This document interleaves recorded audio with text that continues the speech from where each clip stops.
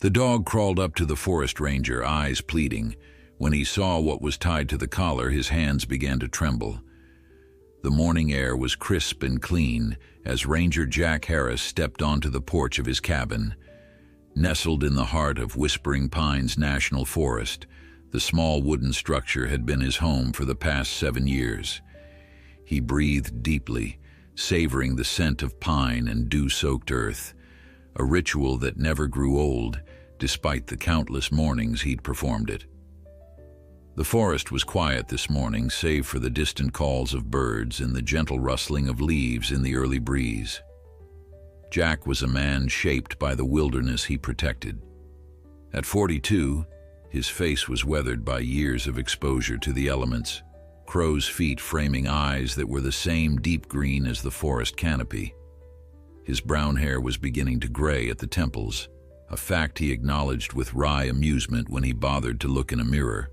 Tall and lean, his body was hardened by the physical demands of his job, hiking miles of trails daily and occasionally rescuing lost hikers or wildlife in distress. He poured coffee from his thermos into a metal cup, watching as the steam curled into the cool morning air. Today would be a routine patrol of the eastern boundary, checking for signs of illegal camping or hunting, ensuring trail markers remained visible and cataloging any notable wildlife activity. These solitary patrols were what Jack loved most about his job: the peaceful communion with nature, the sense of purpose in protecting something greater than himself. 7 years ago, he'd left behind a promising career as an environmental lawyer in Seattle, trading the suffocating confines of suits and offices for the boundless freedom of the forest. His colleagues had called it a midlife crisis. His ex-wife had called it selfishness, but Jack had called it survival. After the divorce and the loss of his only child to a custody battle, the city had become a prison of memories. The forest offered redemption, or at least respite. Jack finished his coffee, rinsed the cup, and went inside to prepare for the day. He donned his olive green uniform, checked his pack for essentials: first aid kit, radio, binoculars, water, trail mix, field guides, and strapped his utility belt around his waist. The weight of the equipment was comforting, a physical reminder of his responsibilities and capabilities. Another day in paradise, he murmured to himself as he locked the cabin door behind him. The Forest Service truck was parked nearby, but today's patrol area was best accessed on foot. The eastern boundary trail began just behind the ranger station, winding through dense forest before skirting the edge of the national park's territory. The morning passed uneventfully. Jack cleared a fallen branch from the path, documented a new beaver dam on the creek, and replaced a faded trail marker. By midday, he'd reached the boundary ridge, a rocky outcrop that offered a stunning view of the valley below. He settled on a sun-warmed boulder, unwrapping the sandwich he'd packed for lunch. This spot, nearly 9 miles from the nearest road, was one of the most remote in his patrol area. The isolation was precisely what he cherished about it. He was halfway through his sandwich when he heard it, a faint whining sound followed by the snap of twigs. Jack froze, his senses instantly alert. The noise came again, more urgent this time, accompanied by labored panting. He rose slowly, scanning the tree line. A dog emerged from the undergrowth, and Jack immediately recognized it wasn't a wild animal. It was a German shepherd, its coat matted and dirty, ribs visible beneath the fur. The dog locked eyes with him, and Jack felt an unexpected jolt. There was intelligence in that gaze, and something more: desperation. "Hey there," Jack called softly, setting down his sandwich and crouching to appear less threatening. "Where'd you come from, buddy?" The dog whined again, taking a few steps toward him before stopping, turning to look back the way it had come, then facing Jack again with another urgent whine. It repeated this behavior, clearly agitated. "You want me to follow you?" Jack asked, feeling slightly foolish for talking to the animal as if it could understand. But the dog's behavior was so deliberate it was hard to interpret it any other way. Jack hesitated. It wasn't uncommon for lost pets to wander into the park, especially in areas bordering residential zones. But they were miles from the nearest home, deep in protected wilderness. How had a domestic dog gotten this far? And what was it so desperate to show him? All right, he decided, packing away the remains of his lunch. Lead the way. The dog immediately turned and trotted back into the forest, pausing frequently to ensure Jack was following. As they moved deeper into the woods, away from the established trails, Jack grew increasingly uneasy. His ranger instincts were on high alert. The dog was clearly not just lost, it was on a mission. They traveled for almost an hour, the terrain growing steadily more difficult as they descended into a ravine Jack rarely patrolled. The dog moved with purpose, navigating the unfamiliar territory with confidence while Jack scrambled to keep up, occasionally consulting his GPS to mark their route. "Where are we going, boy?" Jack called, breathing heavily as they climbed a steep, rocky slope. The dog merely glanced back, its eyes conveying an almost human urgency that compelled Jack forward, despite his growing concern. Finally, the dog led him to a small clearing. At first, Jack saw nothing unusual, just a patch of level ground surrounded by dense forest. Then he noticed what appeared to be disturbed earth near the base of a large oak tree. The dog ran to this spot, pawing at the ground and whining. Jack approached cautiously, kneeling beside the freshly turned soil. It could be nothing. Perhaps the dog had buried something here. But the deliberate way the animal had brought him to this exact spot suggested otherwise. "What is it, boy?" he murmured, gently brushing aside some of the loose dirt. His fingers struck something solid. Fabric. He brushed away more soil, revealing what appeared to be a corner of a backpack partially buried. Jack's heart rate quickened. This was no animal cache or random debris. Someone had deliberately buried something here, far from any trail or campsite. His mind raced through the possibilities, none of them good. Using a small folding shovel from his pack, Jack carefully excavated around the object. The dog watched intently, sitting nearby with an almost human intensity to its gaze. As more of the item was revealed, Jack could see it was indeed a backpack, a child's backpack decorated with cartoon space rockets. "Oh Christ," Jack muttered, a cold feeling settling in his stomach. With even greater care, he continued to dig, eventually freeing the small backpack from the earth. It was dirty but otherwise intact, and from its weight, Jack could tell it contained something. With trembling fingers, he unzipped the main compartment. Inside was a child's water bottle, a small notebook with dinosaur stickers on the cover, a granola bar, and a stuffed rabbit, worn with love. Jack's throat tightened as he examined each item. There was also a small plastic case containing a child's ID card, the kind schools issued for field trips. The face of a smiling boy no more than 8 years old stared back at him from the laminated card. "Ethan Mills," Jack read aloud, his voice hardly more than a whisper. Below the name was an emergency contact number and the name of an elementary school in Oak Ridge, a town about 40 miles from the forest's edge. Jack's mind was racing. A child's backpack deliberately buried deep in the forest, miles from any trail. The implications were terrifying.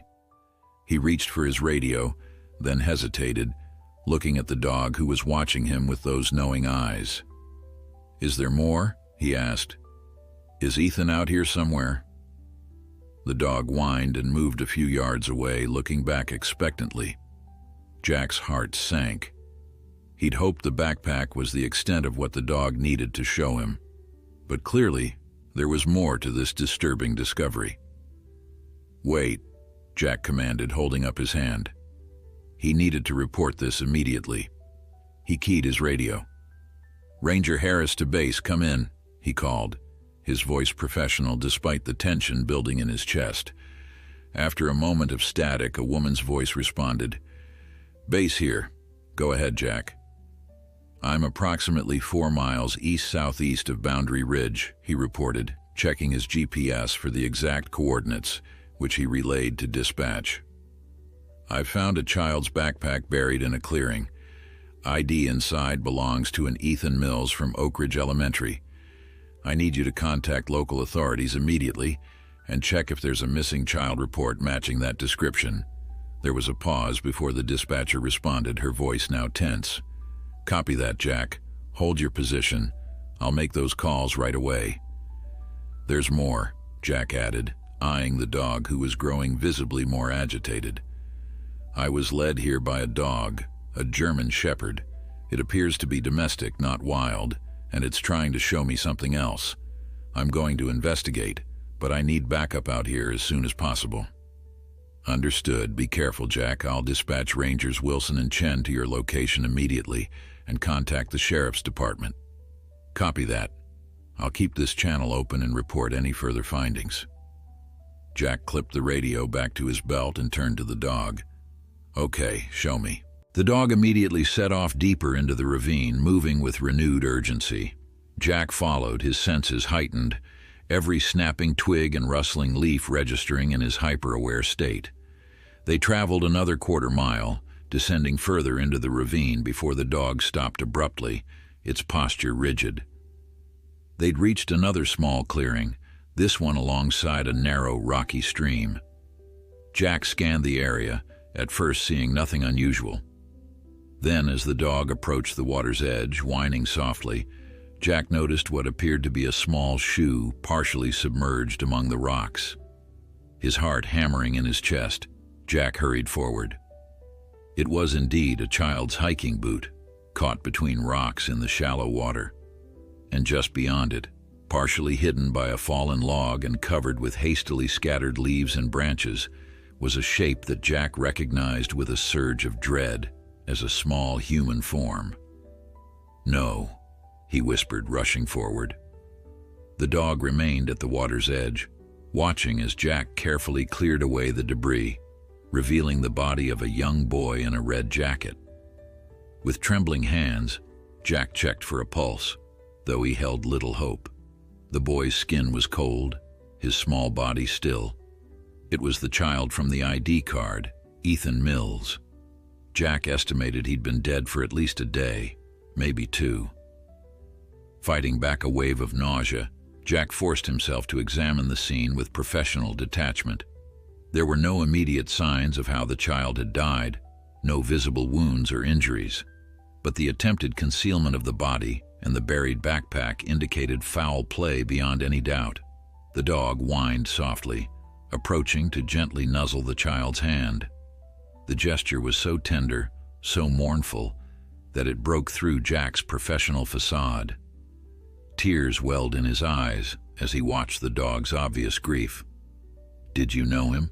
Jack asked softly. "Were you his dog?"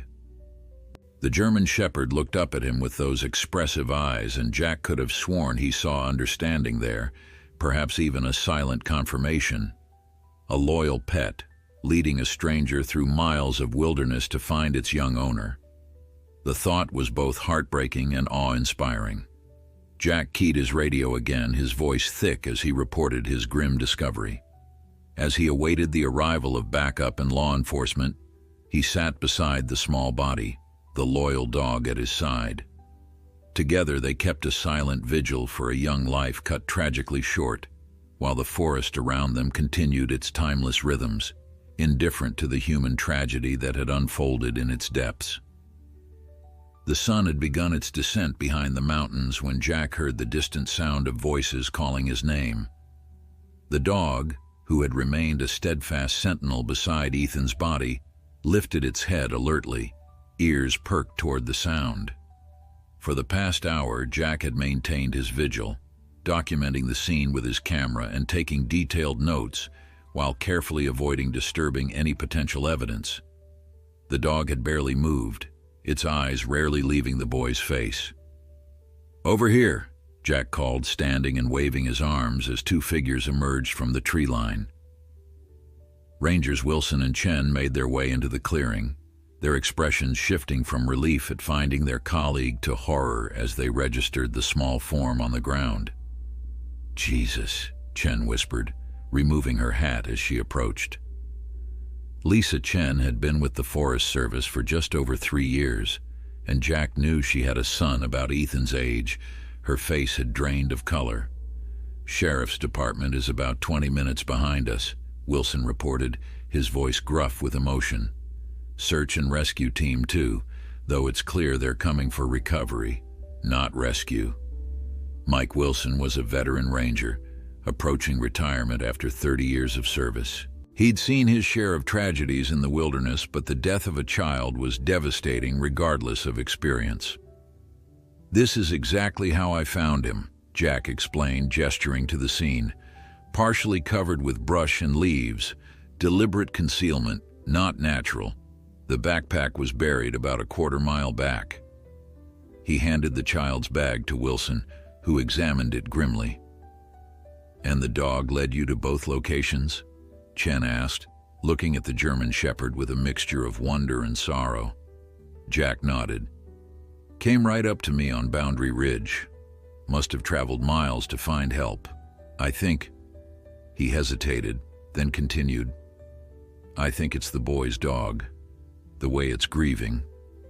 As if understanding it was being discussed, the dog looked up at the 3 rangers, its brown eyes reflecting a sorrow that seemed too human. Then it returned its gaze to Ethan, letting out a soft whine that cut through Jack's heart like a blade.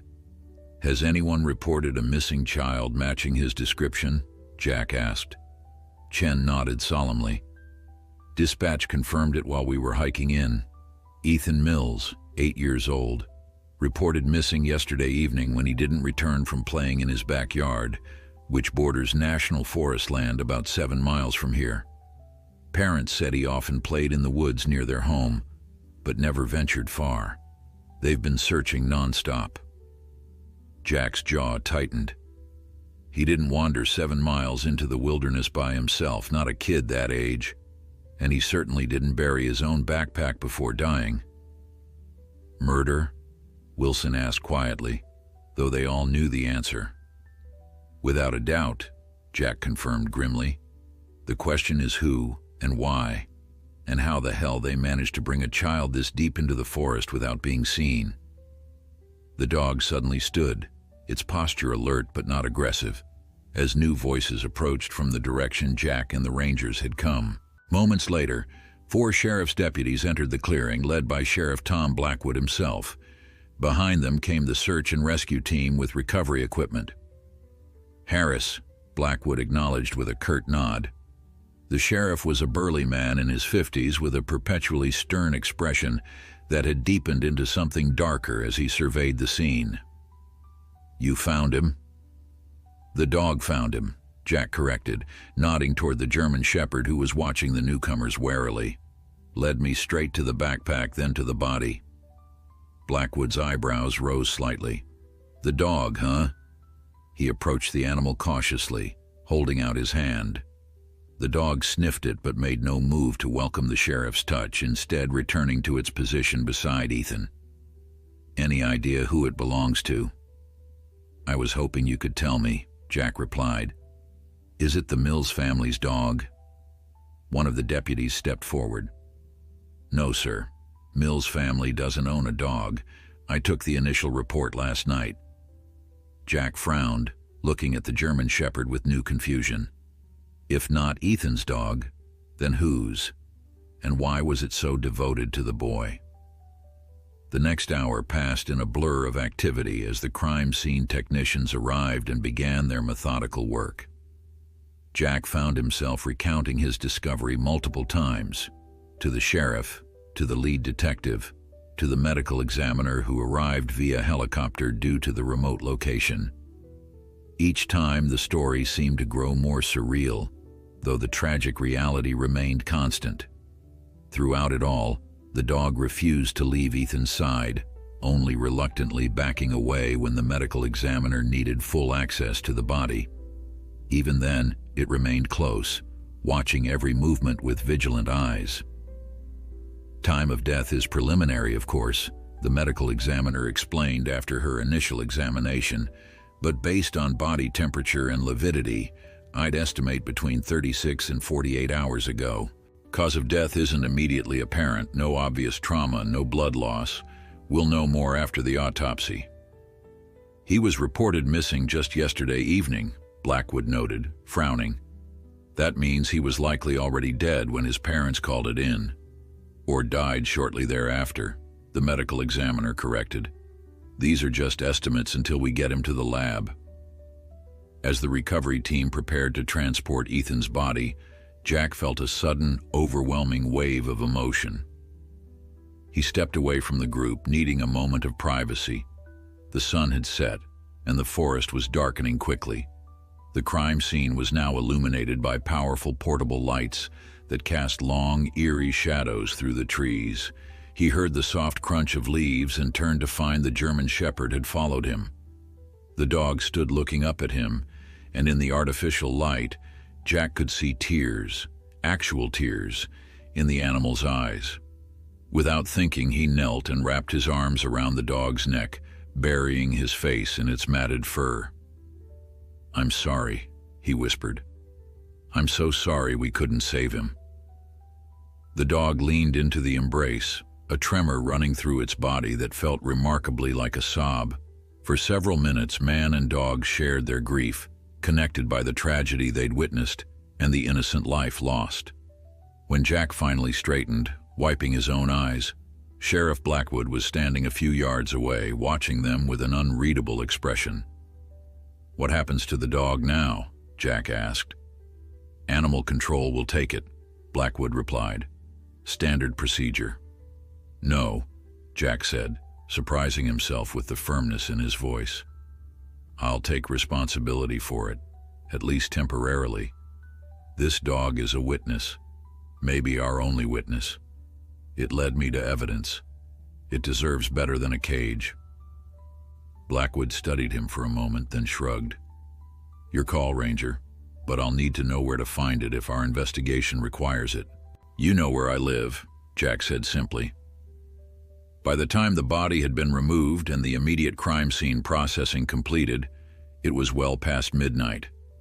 The forest, usually so peaceful to Jack, now seemed to hold malevolent secrets in its darkened depths.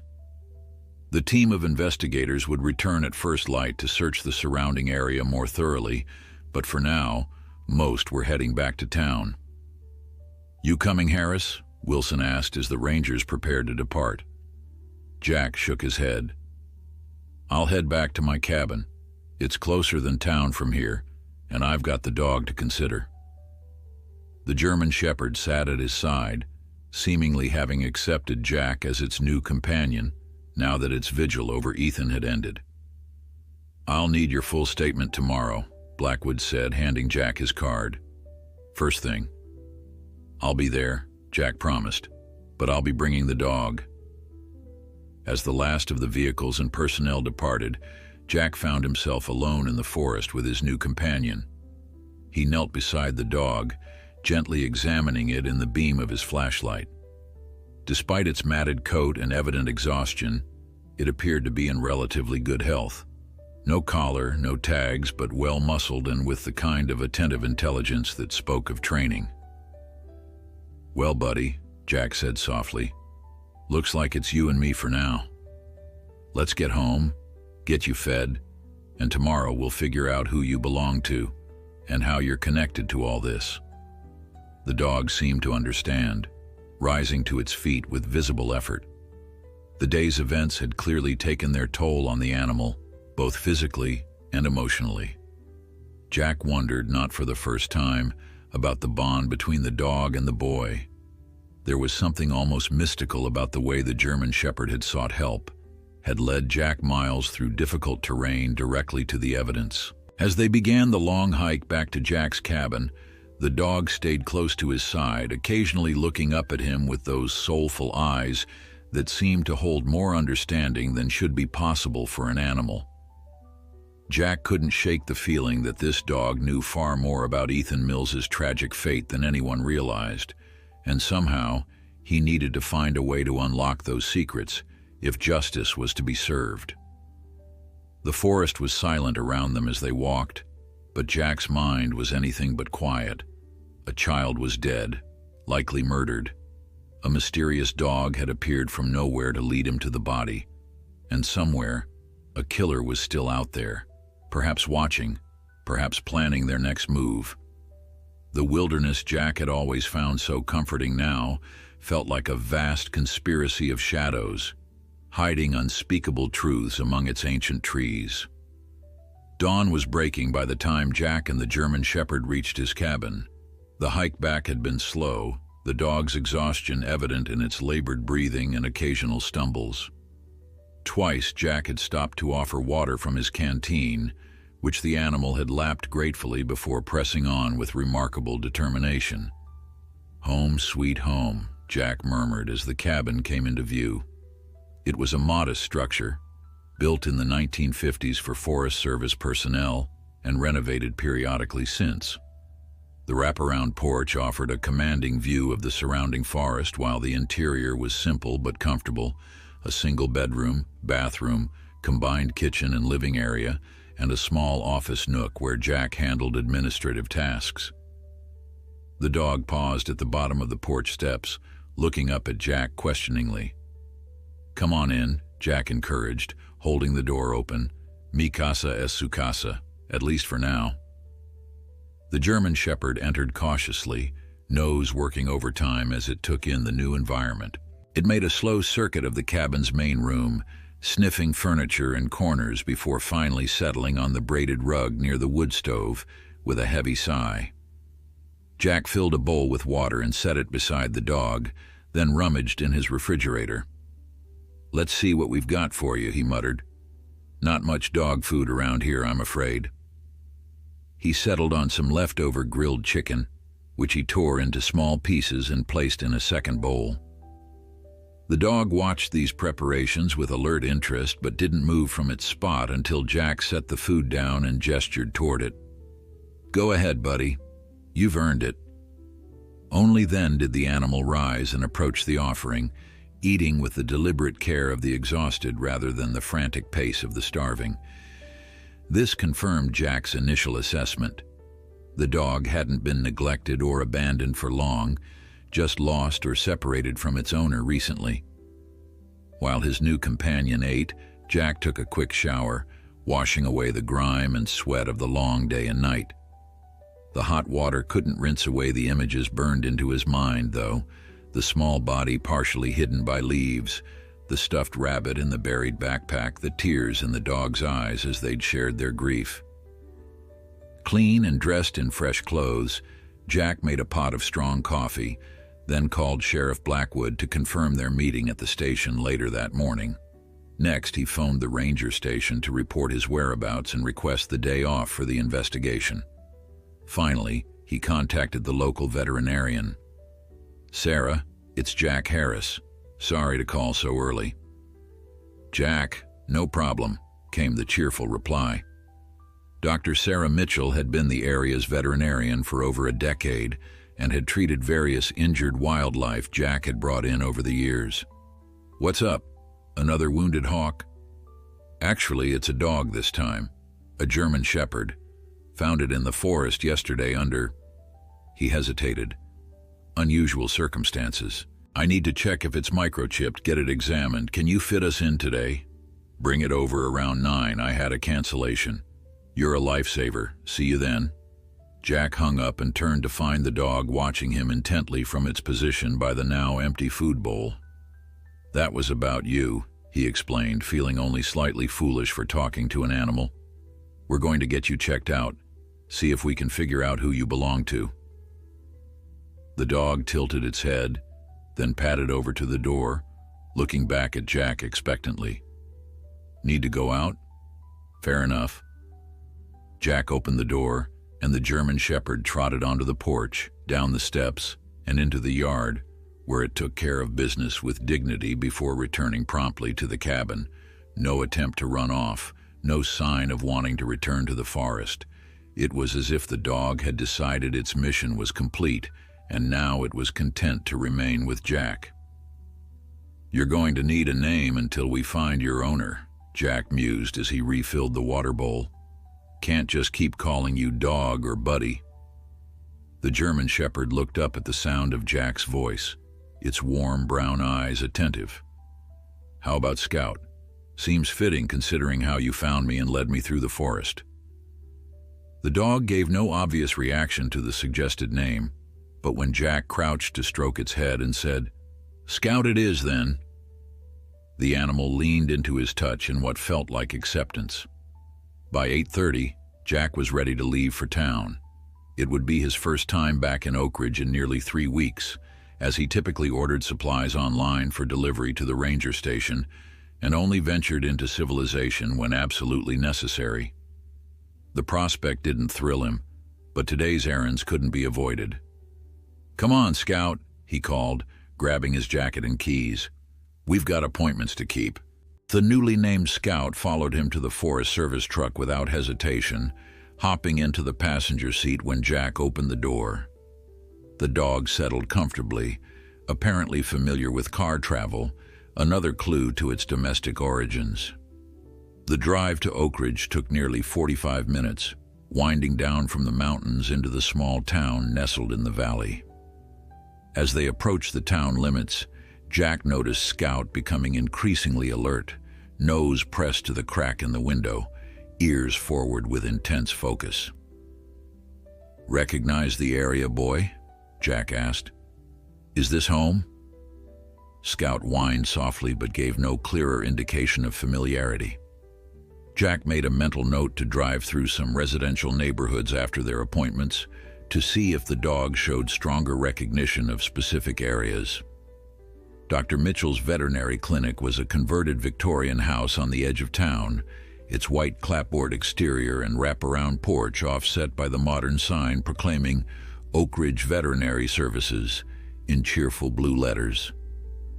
Jack parked in the nearly empty lot and opened the passenger door. Scout hopped down, examining the new surroundings with interest but staying close to Jack's side as they approached the entrance. Sarah Mitchell greeted them at the door herself, her petite frame and youthful appearance belying her 50 years. Her silver-streaked black hair was pulled back in a practical ponytail, and her eyes widened when she saw Scout. "Well, hello there," she said, crouching to the dog's level.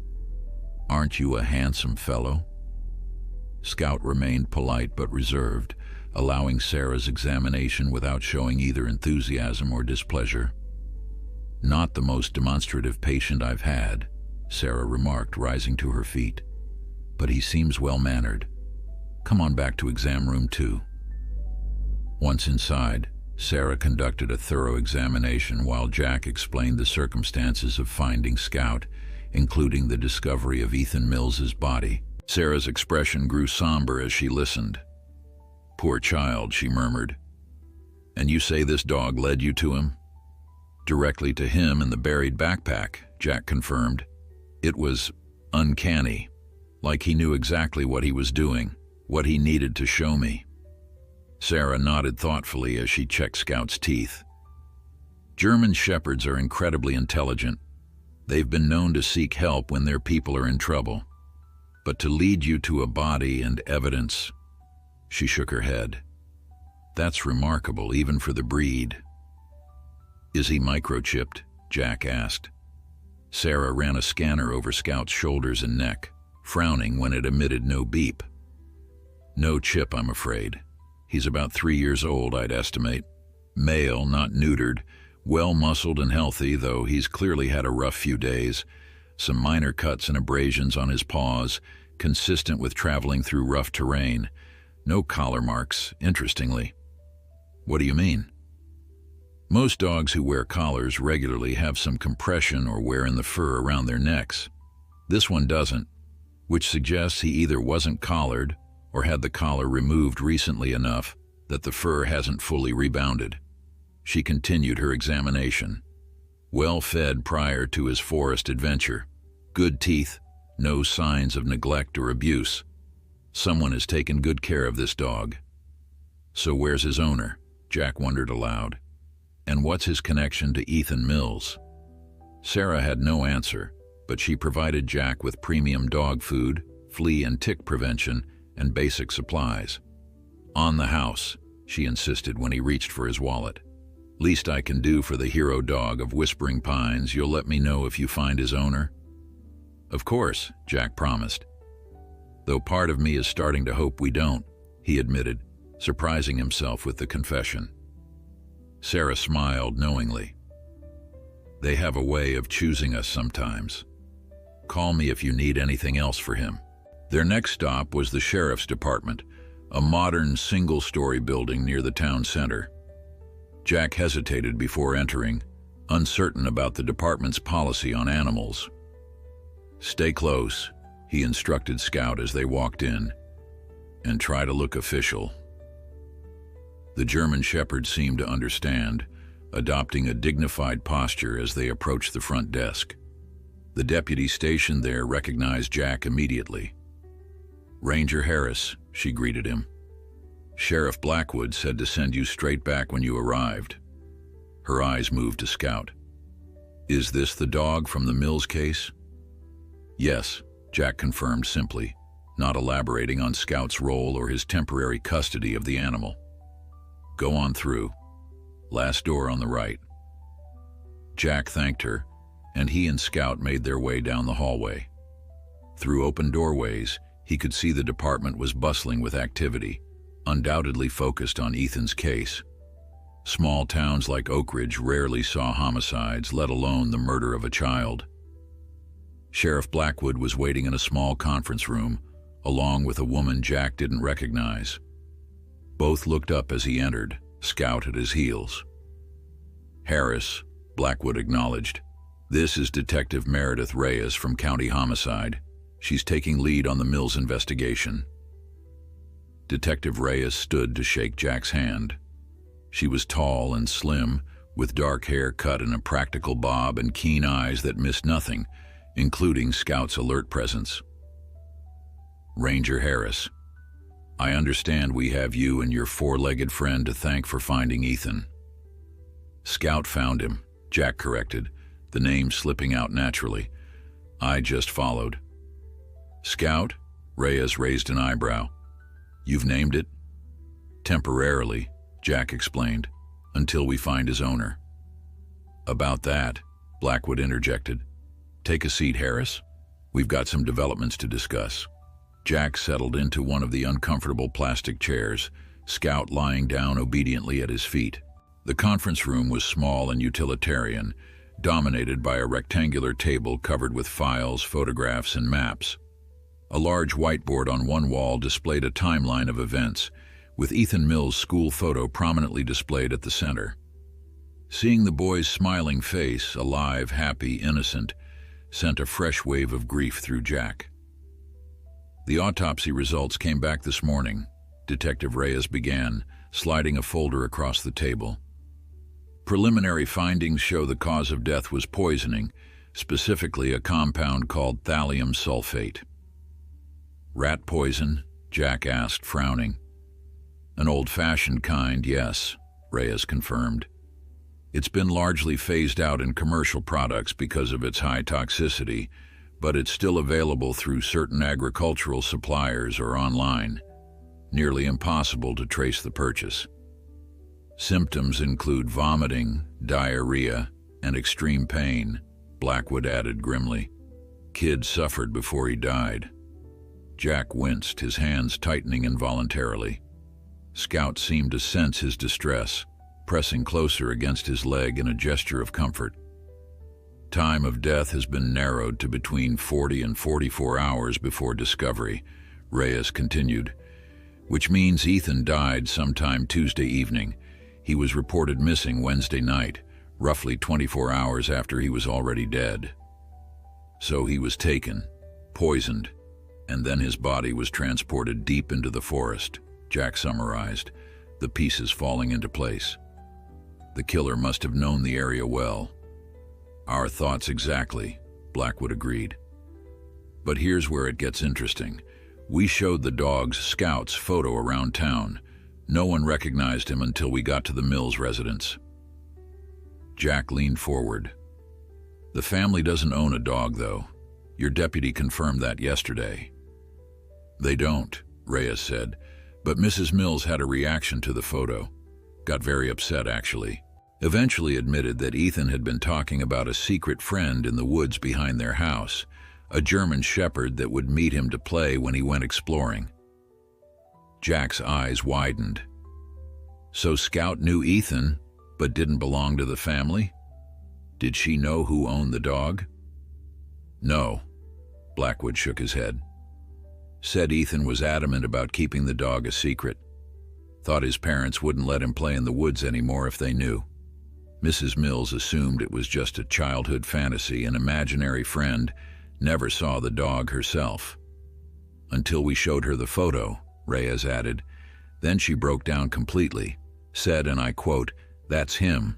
That's the dog Ethan talked about. He was real after all." Jack looked down at Scout, who gazed back with those intelligent eyes. "So you were meeting Ethan in secret," he murmured. "But who do you belong to?" "We've checked with every registered dog owner in a 10-mile radius," Blackwood said. "No reports of missing German shepherds, no one claiming ownership." "What about the backpack?" Jack asked, redirecting the conversation. "Any useful evidence there?" Reyes shuffled through some papers. "Nothing conclusive yet. Some partial fingerprints, but they're likely Ethan's own. The notebook inside had drawings, childish stuff, but one detail caught our attention." She slid a photocopy across the table. Jack examined the page. It showed a stick figure boy, presumably Ethan, playing with a dog that was clearly meant to be a German shepherd. In the background was a crude drawing of what appeared to be a cabin or small house. "Look at the cabin closely," Reyes instructed. Jack squinted at the childish rendering. There was something on the roof, a crude circle with lines radiating from it. "A weather vane?" he guessed. "That's our thinking," Blackwood confirmed. "In the shape of a rooster. Distinctive. We're checking properties in the area that might match the description." Jack's mind raced through possibilities. A cabin near the forest with a rooster weather vane. Someone who knew the woods well enough to transport a child's body deep into the wilderness. Someone connected to a German shepherd that had formed a bond with Ethan.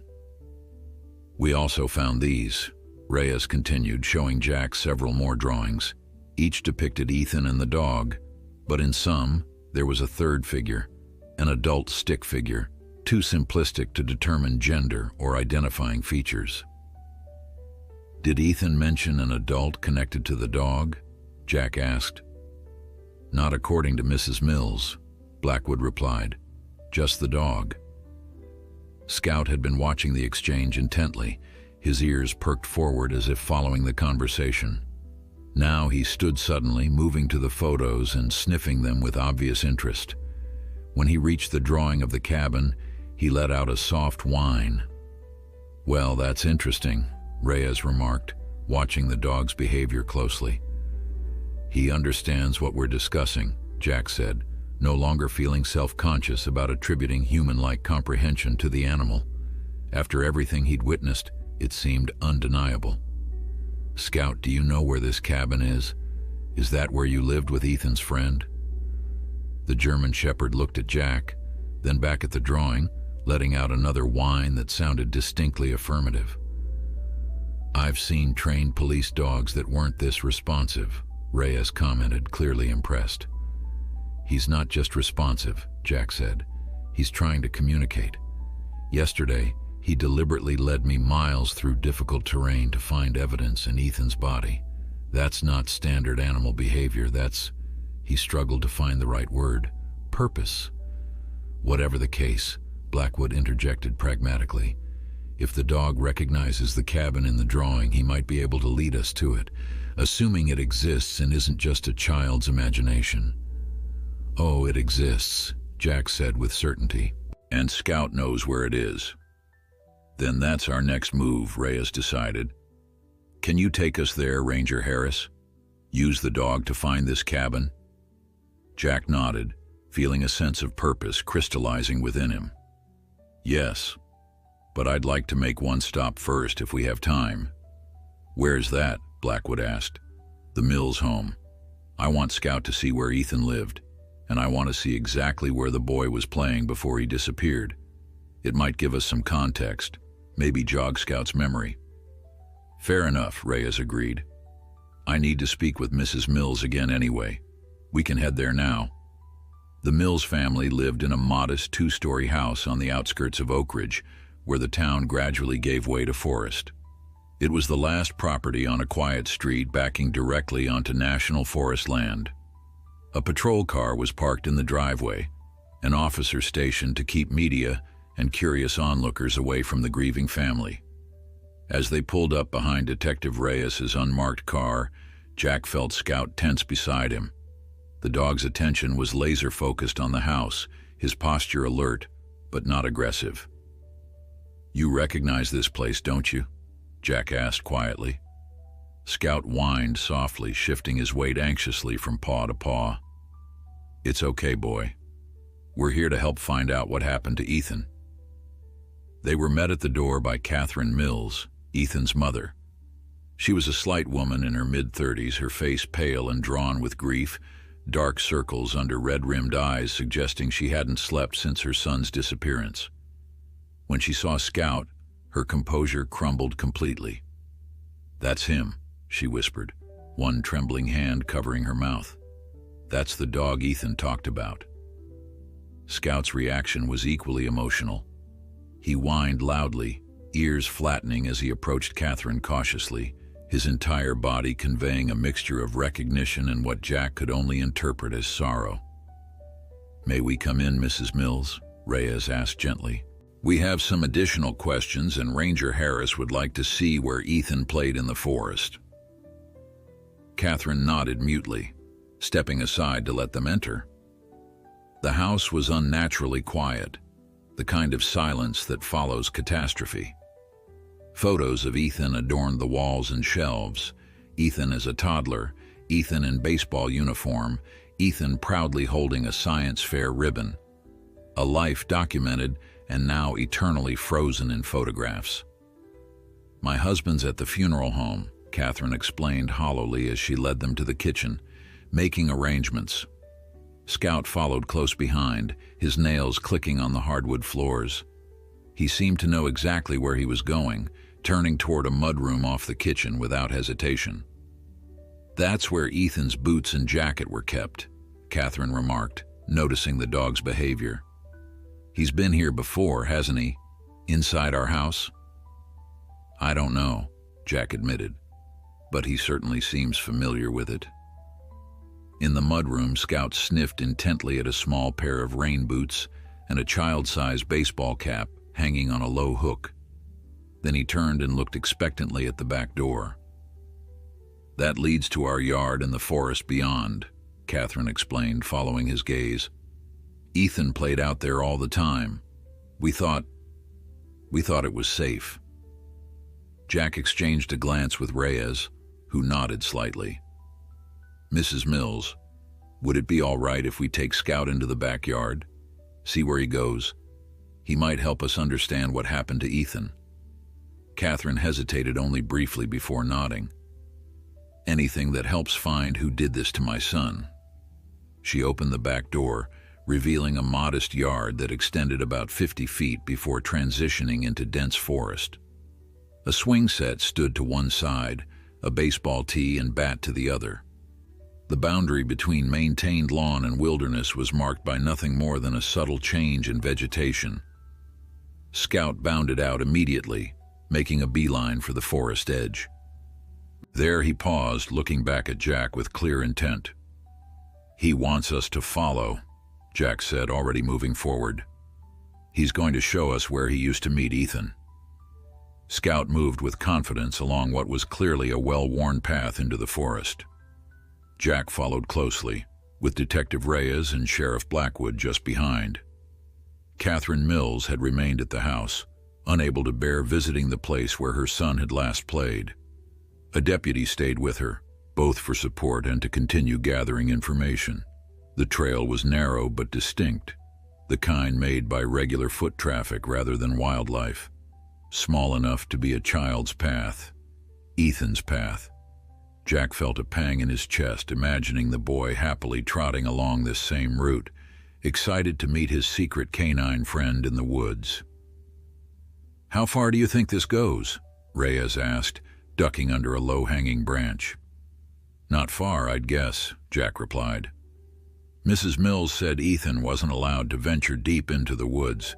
Even if he was breaking that rule, an 8-year-old would probably stay within comfortable distance of home. Scout maintained a steady pace about 10 feet ahead, occasionally glancing back to ensure they were following. His demeanor had changed since entering the forest. More purposeful, almost professional, like he was on duty. After about 5 minutes of walking, the path opened into a small clearing. A fallen log had been positioned to create a makeshift bench, and a crude structure of sticks leaned against a tree, the kind of fort a child might build. Several toys were scattered about: a small toy truck, a frayed baseball, a plastic action figure partially buried in dirt. "This was Ethan's special place," Jack said softly, taking in the scene. His own private kingdom in the woods. Scout had gone directly to the stick fort, sniffing intently around its entrance before lying down beside it, his head on his paws. The posture conveyed such profound sadness that Jack had to look away for a moment. "They met here," he continued, his voice thick. "Ethan and Scout played here together." Blackwood was examining the clearing with a professional eye.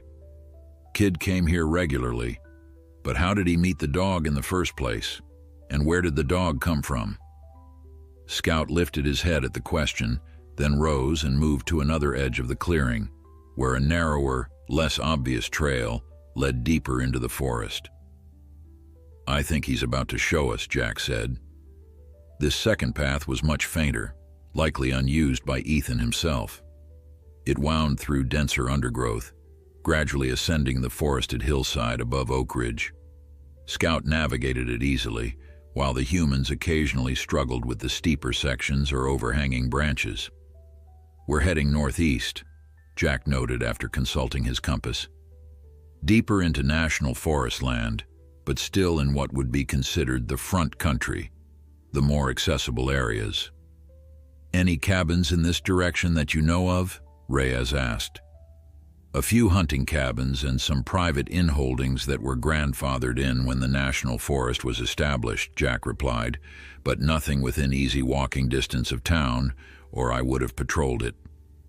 They continued for nearly 20 minutes, climbing steadily. Jack estimated they'd covered a little over a mile from the mill's backyard, still close enough for a dog to travel between locations easily, but far enough that casual hikers from town wouldn't stumble upon it. Scout suddenly stopped, his posture becoming alert. His ears swiveled forward and a low growl rumbled in his throat. "What is it, boy?" Jack asked quietly, moving closer. The dog looked at him, then ahead down the trail, then back at Jack. The message seemed clear: be cautious. "He's warning us," Jack translated for the others. "There's something or someone ahead." Blackwood unholstered his weapon and Reyes followed suit. "Let me take point," the sheriff said. "Harris, keep that dog under control." "Scout," Jack said firmly, placing a hand on the German shepherd's back. "Stay with me." The dog seemed to understand, pressing against Jack's leg but remaining vigilant as Blackwood moved cautiously forward. After another 100 yards, the trail curved around a large boulder, and suddenly, a small cabin came into view in a natural depression of the hillside. It was a simple structure, weathered gray wood with a stone chimney and a small covered porch. And there, atop the roof ridge, was a metal weather vane in the shape of a rooster, just as Ethan had drawn it. "Bingo," Blackwood murmured, gesturing for them to stay back while he surveyed the scene. The cabin appeared deserted. No smoke from the chimney, no vehicle visible, no signs of recent activity around the property. A thick layer of pine needles covered the dirt clearing in front of the porch, undisturbed by footprints. Scout's growl deepened, his eyes fixed on the cabin. "He doesn't like this place," Jack observed, "or whoever owns it." "Let's find out who that is," Reyes said, nodding to Blackwood. The sheriff approached the cabin cautiously, weapon ready but pointed downward. Reyes circled to cover the rear, while Jack remained with Scout at the trail entrance. "Sheriff's Department," Blackwood called out. "Anyone inside, come out with your hands visible." Silence answered him. After waiting a reasonable interval, he climbed the porch steps, the old wood creaking under his weight. He peered through a window, then tried the door. To everyone's surprise, it swung open easily. "Unlocked," he called back. "I'm going in." Jack watched anxiously as Blackwood disappeared into the cabin. Scout's growling had stopped, but the dog remained tense, clearly uncomfortable with the situation. Jack stroked his head reassuringly. "It's okay, boy. We'll figure this out." After a few minutes, Blackwood emerged onto the porch and gestured for them to approach.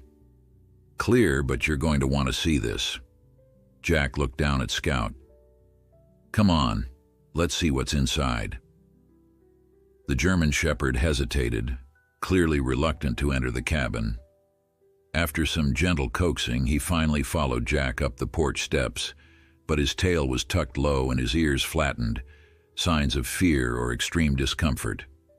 The cabin's interior was Spartan but neat.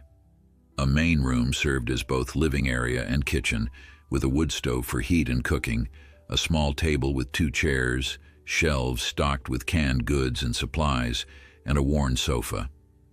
A door led to what was presumably a bedroom. The space smelled of wood smoke, coffee, and something else Jack couldn't immediately identify.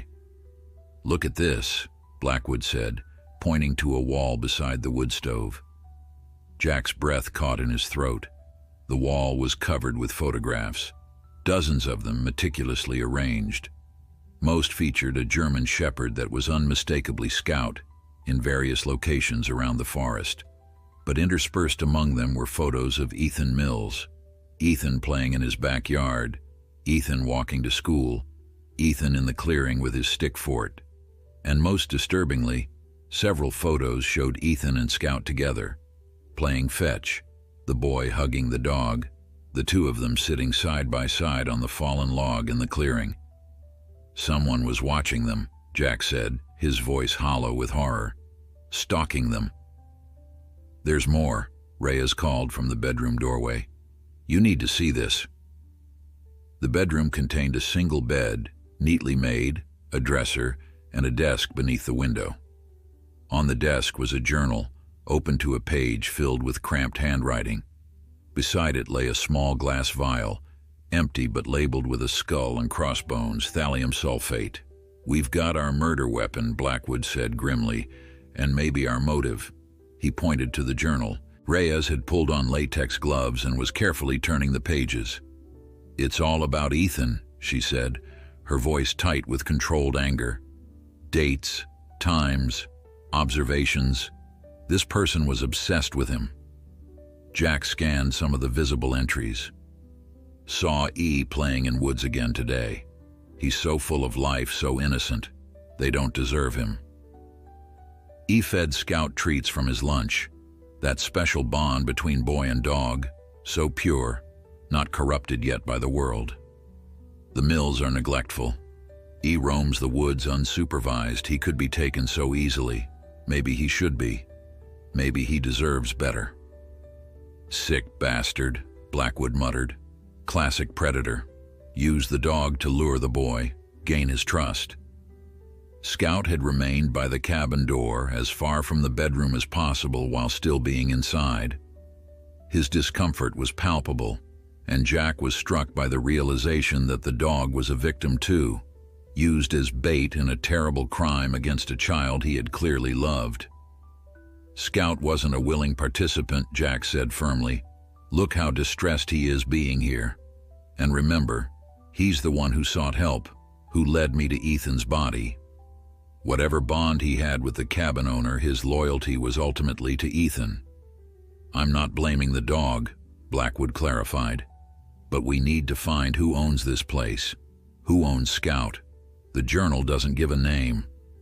Reyes was examining the dresser drawers. Men's clothing, size medium. Nothing with a name or identification that I can see. Jack had moved to the kitchen area, looking for mail or anything that might identify the cabin's resident. No personal documents here. Paid utilities would be sent somewhere, though. This place has electricity. He pointed to a lamp and a small refrigerator. The cabin's not in the system, Blackwood said. No record of permits, no property tax. It's on national forest land, but not a recognized inholding. Illegal structure. So our suspect is squatting, Reyes concluded, living off the grid. That makes identification more challenging. Jack's attention was drawn to a small framed photo on the kitchen shelf that he hadn't noticed initially. It showed a younger Scout alongside a man whose face was partially obscured by the brim of a hat. The man wore what appeared to be a uniform of some kind. "Sheriff," Jack called, pointing to the photo. "Look familiar to you?" Blackwood examined the image closely. "Can't see much of his face, but something about the posture." He squinted. "Wait, is that a Park Service uniform?" Jack felt a chill run down his spine. "I think it might be. Not Forest Service green, but the tan uniform of the National Park Rangers." "We don't have national park land around here," Reyes noted, joining them. "Nearest is about 80 miles south." "Let me see that," Jack said, carefully lifting the frame with a handkerchief to avoid contaminating potential fingerprints. He turned it over and found an inscription on the back. "Max and me, Redwood NP, 2018. "Max," Jack repeated. "That must be Scout's real name." As if in confirmation, the German Shepherd's ears perked up at the sound of the name, and he took a few steps forward, his earlier discomfort momentarily forgotten. "So our suspect is or was a National Park Ranger at Redwood National Park," Blackwood summarized. "That explains the outdoor skills, the knowledge of the forest, and how he could transport a body so deep into the wilderness without leaving obvious traces. And why no one recognized Scout or Max around town," Jack added. "They weren't from here originally. They came from somewhere else, and the killer deliberately kept the dog away from populated areas to avoid identification." Reyes was already on her phone. "I'll contact Redwood National Park, see if they can identify a ranger matching our parameters. Former employee owns a German Shepherd named Max, would have left the service sometime after 2018. Scout, or Max as they now knew him, had moved to Jack's side, pressing against his leg as if seeking reassurance. Jack crouched beside him, looking into those expressive brown eyes. "Your name is Max, huh?" he said softly. "It suits you better than Scout, I have to admit." The dog licked his hand once, a gesture of affection that squeezed Jack's heart. This loyal animal had been used by a killer, then had the moral courage to seek help for the boy he'd grown to love. The depth of that bond, that loyalty transcending training or ownership, was astounding. "We'll find him, Max," Jack promised. "We'll find the man who did this to Ethan, and to you." The discovery of the cabin had set in motion a flurry of activity. Crime scene technicians swarmed the small structure, methodically documenting and collecting evidence. A perimeter was established with yellow police tape, and additional deputies were stationed to secure the scene. Jack watched the proceedings from a distance, seated on a fallen log with Max resting beside him. The German Shepherd seemed relieved to be away from the cabin, but remained vigilant, his eyes tracking the movements of the law enforcement personnel. Detective Reyes approached, tucking her phone into her jacket pocket. Her expression was grim but determined. "Got some information from Redwood National Park," she reported, settling onto the log beside Jack. "They had a ranger who matches our profile.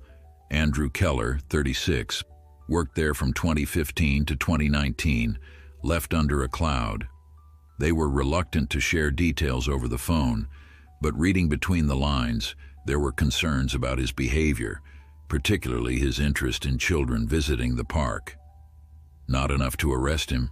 Jack asked. "Nothing concrete, apparently. Creepy vibes. extra attention to certain families, but no actual complaints filed. He resigned before any formal investigation, and yes, he had a German shepherd named Max that he'd raised from a puppy. Max's ears perked up at the mention of his name, and he lifted his head to look at Reyes. "That's you, isn't it, boy?" she said, allowing herself a brief moment of softness as she gently stroked the dog's head. "You belong to a very bad man." "What happened after Keller left Redwood?" Jack asked. "That's where the trail goes cold. No employment records with any other park service, no driver's license renewal, no tax returns. He essentially disappeared." Reyes gestured toward the cabin. "Until he resurfaced here off the grid." "When did the Mills family move to Oak Ridge?" "About 14 months ago, according to Mrs. Mills. They relocated from Portland after Mr. Mills got a job at the local sawmill." "So Keller was already living here when they arrived," Jack mused. "But what drew him to Ethan specifically? There are other children in Oak Ridge." "Location, maybe?" Reyes suggested. "The Mills property backs directly onto the forest, close to his territory. Easy access, opportunity." Jack nodded slowly, piecing it together. Keller sees Ethan playing alone near the forest edge, realizes he's got a perfect target, a child who regularly ventures into the woods unsupervised, so he uses Max to make contact. "The friendly dog approach," Reyes agreed. "Classic predator tactic. Use something the child loves to gain trust." Max whined softly, as if understanding he had been used as a tool in a terrible crime. Jack placed a reassuring hand on the dog's back. "It wasn't your fault, boy," he said gently. "You didn't know." Sheriff Blackwood joined them, wiping sweat from his brow despite the cool temperature. "CSI team found fingerprints throughout the cabin. If this Keller guy is in any database, we'll have him." He looked down at Max. "The dog's the key witness, though. He obviously turned on his owner, led you to the body instead of keeping the secret." "I don't think Max was ever loyal to Keller, not in his heart," Jack said. "Dogs are excellent judges of character. Max probably tolerated him as his owner, but formed a genuine bond with Ethan. When Keller harmed the boy, Max's true loyalty revealed itself." "Can't use a dog's testimony in court, unfortunately," Blackwood said dryly. "No, but we can use everything Max showed us," Reyes countered. "The body, the backpack, this cabin. We've got the murder weapon, the journal documenting the obsession, photographs showing stalking behavior. It's a solid case, even without the dog's direct testimony."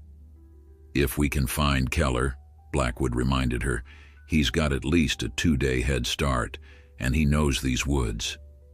"So do I," Jack said firmly. "And now I have Max. If anyone can track Keller through this wilderness, it's us." Reyes and Blackwood exchanged a look that Jack couldn't quite interpret. Concern, perhaps, or skepticism. "This isn't a ranger operation, Harris," Blackwood said carefully. "This is a homicide investigation. We'll have state police search teams, maybe even FBI resources. With all due respect, Sheriff, none of them know this forest like I do, and none of them have Max."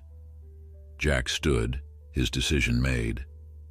"I'm not suggesting I go after Keller alone, but I should be part of any search effort. Max and I are your best assets in this terrain."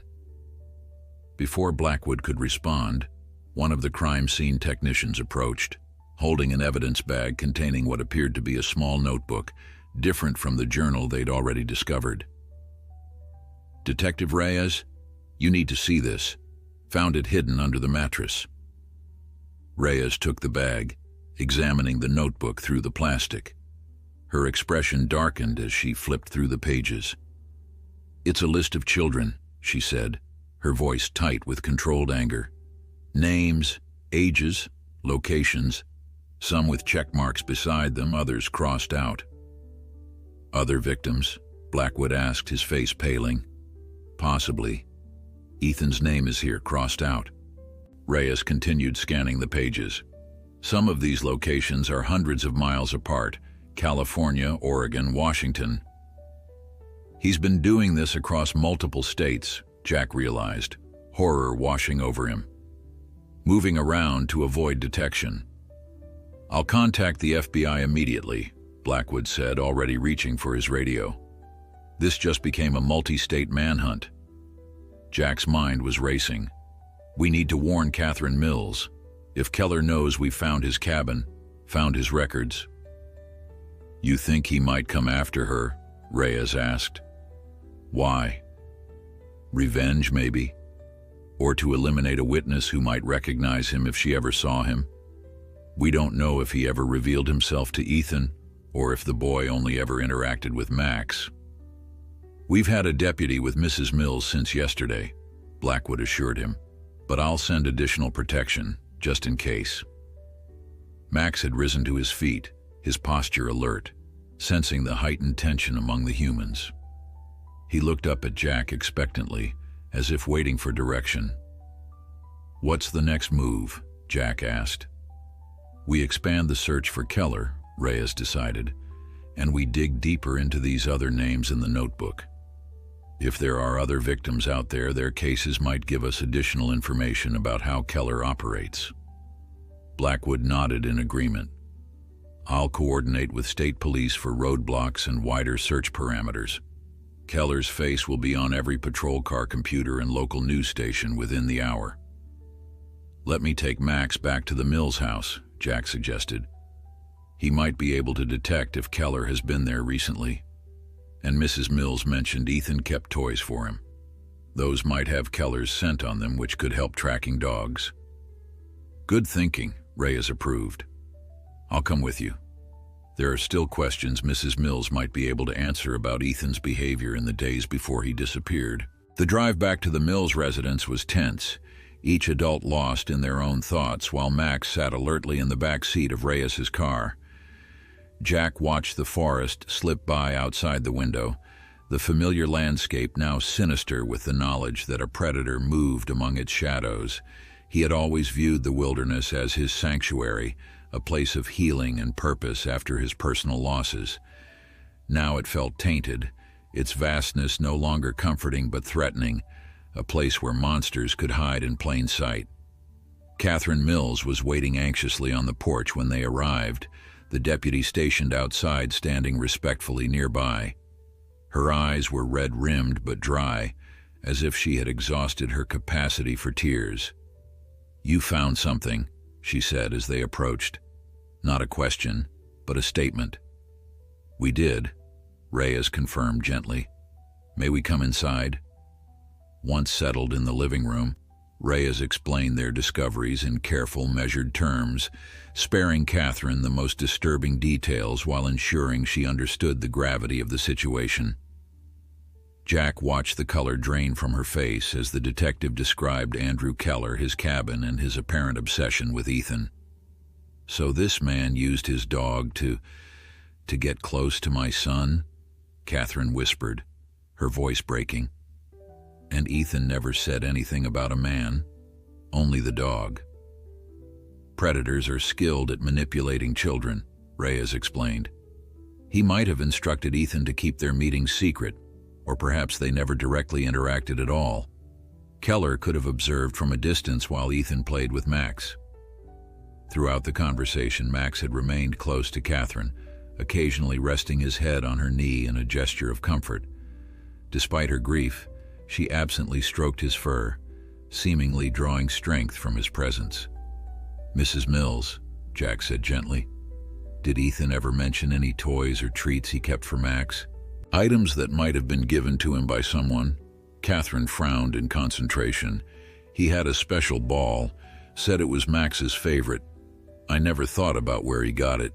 And there was a bag of dog treats he kept in his room. I assumed he bought them with his allowance at the corner store." "Could we see these items?" Reyes asked. "They might help us track Keller."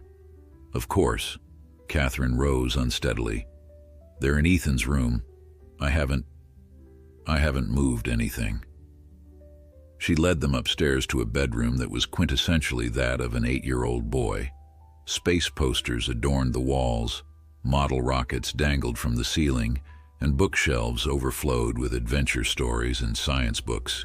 A child's desk beneath the window held an assortment of rocks, pine cones, and other natural treasures collected during forest explorations. Catherine crossed to the bed and knelt, pulling a shoebox from underneath. "He kept Max's things in here," she explained, her voice small and fragile. "His secret friend box, he called it." Jack and Reyes exchanged a glance as Catherine opened the box. Inside was a tennis ball, worn with teeth marks, a half-empty bag of premium dog treats, a crude homemade dog toy fashioned from rope, and a small collar with no tags. "He had a collar for Max?" Reyes asked, surprised. "He said Max's collar was too big, so he wanted to make him a special one," Catherine explained. "Saved up his allowance to buy it at the pet store. Said it was their secret." Max approached the box, sniffing its contents with interest. He seemed particularly drawn to the collar, nosing it gently before looking up at Jack with what could only be described as sadness in his eyes. Keller must have removed Max's identification collar whenever he sent him to play with Ethan, Jack surmised, to prevent anyone from tracing the dog back to him if they were spotted together. Ethan thought he was giving Max freedom by taking off his work collar, Reyes added, the implication clear. The child had been manipulated into participating in his own endangerment. Catherine covered her mouth, a fresh wave of grief washing over her. He thought he was helping. My sweet, kind boy thought he was helping. Jack knelt beside Max, examining the items in the box. "These will definitely help search dogs track Keller's scent," he confirmed. "Especially the collar. He would have handled it directly." Max whined softly, nudging the tennis ball with his nose.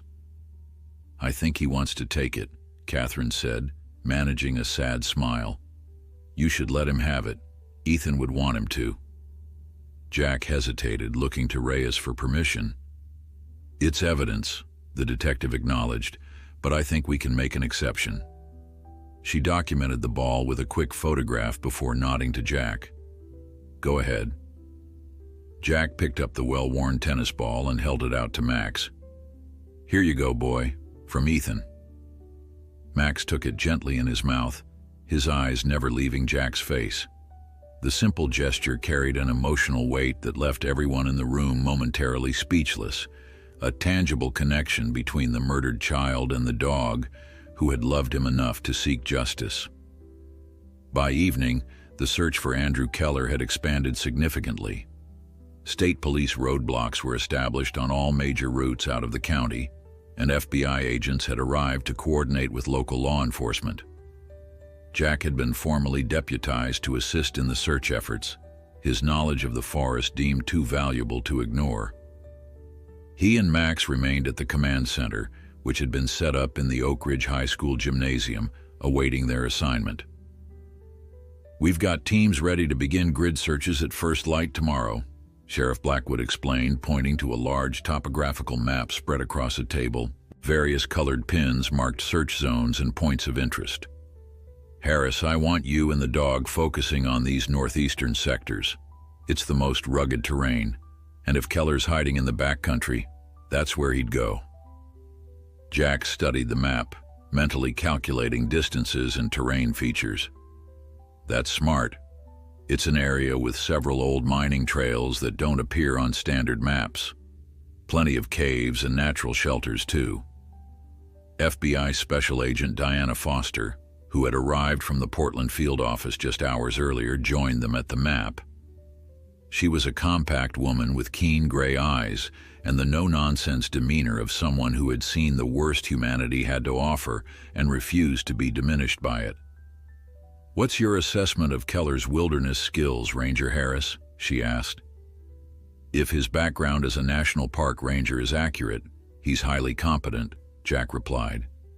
"He'd know how to move without leaving obvious traces, how to find water, how to construct shelter, and he's had at least 4 years to learn this specific forest."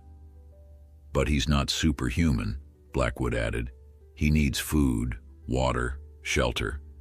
And we've got every cabin, cave, and campsite in a 50-mile radius under surveillance. Assuming he's still in the area, Foster noted. He could have fled immediately after disposing of Ethan's body. I don't think so, Jack said, surprising himself with his certainty. This is his territory. He spent years establishing himself here, hidden in plain sight. People like Keller don't typically abandon their hunting grounds unless they know they've been discovered. And he couldn't have known that until Max led you to the body yesterday, Reyes added, approaching the group with a folder in hand. Which means he's had less than 36 hours to run. What's your reasoning for believing he's still local, Harris? Foster pressed. Jack considered the question carefully. It's partly intuition from years of tracking both animals and humans in wilderness settings, but it's also based on what we know about Keller's psychology from his journal. He's meticulous, controlled, territorial. He views this forest as his domain. Men like that don't easily abandon what they consider theirs. Max, who had been lying quietly at Jack's feet, suddenly lifted his head, ears perked forward. A low whine escaped him as he stood and moved toward the gymnasium doors, then looked back at Jack expectantly. "What is it, boy?" Jack asked, immediately alert to the change in the dog's behavior. "Maybe he needs a break," Reyes suggested. "He's been cooped up in here for hours." "I'll take him out," Jack offered, grabbing his jacket. "We could both use some fresh air." Outside, the night was clear and cold, stars brilliant in the absence of city light pollution. Max immediately headed toward a grassy area beside the school building, but instead of taking care of business as Jack expected, the German Shepherd paced in a tight circle, sniffing the air intently. "What's going on, Max?" Jack asked, watching the dog's behavior with growing concern. "You sense something?" Max looked at him, then toward the dark tree line that bordered the school grounds approximately 100 yards away. A soft growl rumbled in his throat. Jack felt the hair on the back of his neck rise. "Is he here? Is Keller watching us?" The dog's continued alertness was answer enough. Jack slowly reached for his radio, keeping his movements casual in case they were being observed. "Blackwood, it's Harris," he said quietly. "I'm outside with Max. He's acting like he's detected something, or someone, near the eastern tree line. Request backup, no lights or sirens." "Copy that," came the sheriff's immediate response. "Stay put, we're on our way." Jack maintained his relaxed posture, pretending to be a man simply giving his dog an evening break, while scanning the tree line as inconspicuously as possible. Max remained at high alert, his focus unwavering. Within minutes, Jack detected the subtle movements of officers taking positions around the perimeter of the school grounds. Reyes appeared beside him, walking casually as if joining him for a chat, her hand resting near her holstered weapon. "Anything?" she asked under her breath. "Nothing visual, but Max is convinced there's something out there. His senses are far better than mine. Foster has thermal imaging equipment on the way. If someone's hiding in those trees, we'll find them." Max suddenly stiffened, a more pronounced growl emanating from deep in his chest. His gaze was locked on a specific section of the tree line where a narrow path led into the forest. "There," Jack whispered. "That's where he's focused." Reyes subtly keyed her radio. "All units focus on the east path entrance. Suspect possibly located." The tension was palpable as they waited, minutes stretching like hours. Jack kept a reassuring hand on Max's back, feeling the dog's muscles bunched and ready. Then suddenly there was movement, a shadow detaching from the deeper darkness of the trees, moving rapidly away from the school. "There!" Jack shouted, abandoning pretense. "Heading northeast into the forest." The response was immediate. Officers converged on the tree line, powerful flashlights cutting through the darkness. Max lunged forward, straining against Jack's grip on his collar. "Should I release him?" Jack asked Reyes urgently. "He can track better than any of us." Reyes hesitated only briefly. "Do it, but stay close to him." Jack unclipped the leash from Max's collar. "Find him, boy. Find Keller." Max bolted forward with astonishing speed, Jack sprinting behind him. They reached the tree line seconds before the first officers, plunging into the forest along the narrow path. The beam of Jack's flashlight bounced wildly as he ran, occasionally catching glimpses of Max's light-colored fur ahead. The German Shepherd moved with purpose, following a scent trail only he could detect. Jack's ranger training allowed him to maintain the pace despite the challenging terrain and limited visibility. Behind them, he could hear the sounds of the police pursuit, but they were quickly falling behind. "It's just us now, Max," Jack panted as they pushed deeper into the forest. "Lead the way." The chase continued for nearly a mile, the path eventually giving way to unmarked forest. Jack was impressed by Max's stamina and focus. The dog never hesitated, never lost the trail. Finally, they reached a small stream, and Max paused, sniffing frantically along the water's edge. Jack knew what had happened. He crossed the water to break the scent trail, didn't he?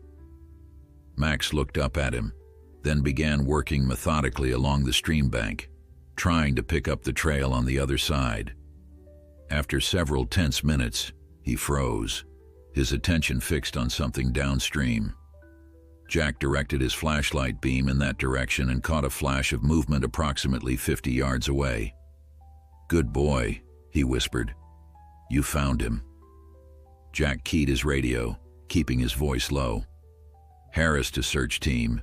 Suspect located approximately 1 mile east-northeast of the school, following Beaver Creek downstream.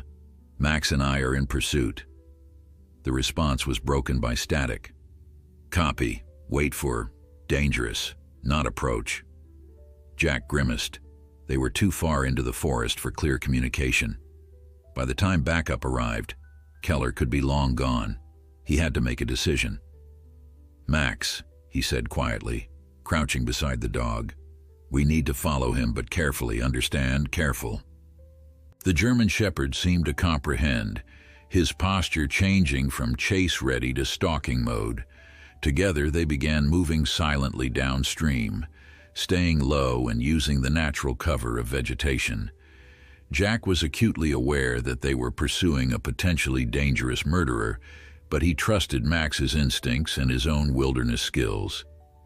After several hundred yards, the stream bent sharply around a rocky outcropping. Max halted abruptly, a low growl vibrating in his throat. Jack immediately doused his flashlight, relying on the faint moonlight filtering through the trees. Peering carefully around the bend, he saw what had triggered Max's reaction. Andrew Keller, it had to be him, was crouched by the stream filling a water bottle. A backpack rested beside him, and Jack could make out what appeared to be a rifle leaning against a nearby tree. The man was of medium build, with a wild beard and hair much longer than in the photograph they'd found, but his movements had the practiced efficiency of someone accustomed to wilderness living. Jack weighed his options. Confronting an armed suspect alone would be foolhardy, but if he retreated to wait for backup, Keller might disappear again. As he hesitated, the decision was made for him. Max suddenly stiffened, his ears flattening against his head as a low, threatening growl escaped him. Keller spun around, immediately alert. "Who's there?" he called, reaching for the rifle. Jack stepped into view, hands raised non-threateningly. "Andrew Keller? I'm Ranger Jack Harris with the Forest Service." The man's eyes widened in shock, then narrowed dangerously. "How did you find me?" Before Jack could respond, Max emerged from the shadows, placing himself protectively in front of Jack. The moment Keller saw the German Shepherd, his face contorted with rage and disbelief. "Max, you traitor, you led them to me." His voice cracked with emotion, not sorrow or remorse, but fury and betrayal. Max's growl deepened, his posture unmistakably threatening as he faced his former master. In that moment, Jack understood with perfect clarity. This confrontation had been inevitable from the moment Max had approached him on that remote ridge. The loyal dog had been searching not just for someone to find Ethan's body, but for someone to help him bring his former master to justice. "You don't understand what you've done," Keller said, his voice eerily calm despite the rage in his eyes. His hand remained on the rifle, though he hadn't raised it yet. "None of you understand." "I understand enough," Jack replied, keeping his tone even while frantically calculating the distance between them and the weapon. "I understand that you killed an innocent child, that you used Max to lure Ethan into trusting you." Keller's face contorted. "Innocent? No one is innocent. Not anymore. They corrupt everything they touch." His gaze shifted to Max, who continued to stand protectively before Jack, hackles raised. "Even you. I raised you from a pup, trained you, gave you purpose, and you betrayed me for that boy." Max's growl deepened, his body tense as a coiled spring. Jack could feel the dog's hatred for this man radiating from him like heat. "He didn't betray you," Jack said, slowly shifting his weight, preparing to move if Keller reached for the rifle. "He chose to protect a child instead of enabling a predator. Dogs know good from evil, Keller, and Max knew exactly what you are." Keller laughed, a hollow sound devoid of humor. "Evil? You think in such simplistic terms. I was saving him. Saving Ethan." Jack couldn't keep the incredulity from his voice. "By poisoning him, by burying his body in the wilderness?" "From what he would become," Keller shouted, his composed facade cracking. "From the corruption, the pollution of innocence that happens to all of them once the world gets its claws in. I preserved him, pure and untainted, like I preserved the others." Jack felt sick remembering the notebook with its list of names. "How many, Keller? How many children have you preserved?" A strange smile spread across Keller's face. "7. 7 angels, kept perfect forever." His expression hardened. But Max never understood. He grew attached to each of them, refused to see the necessity of what I was doing.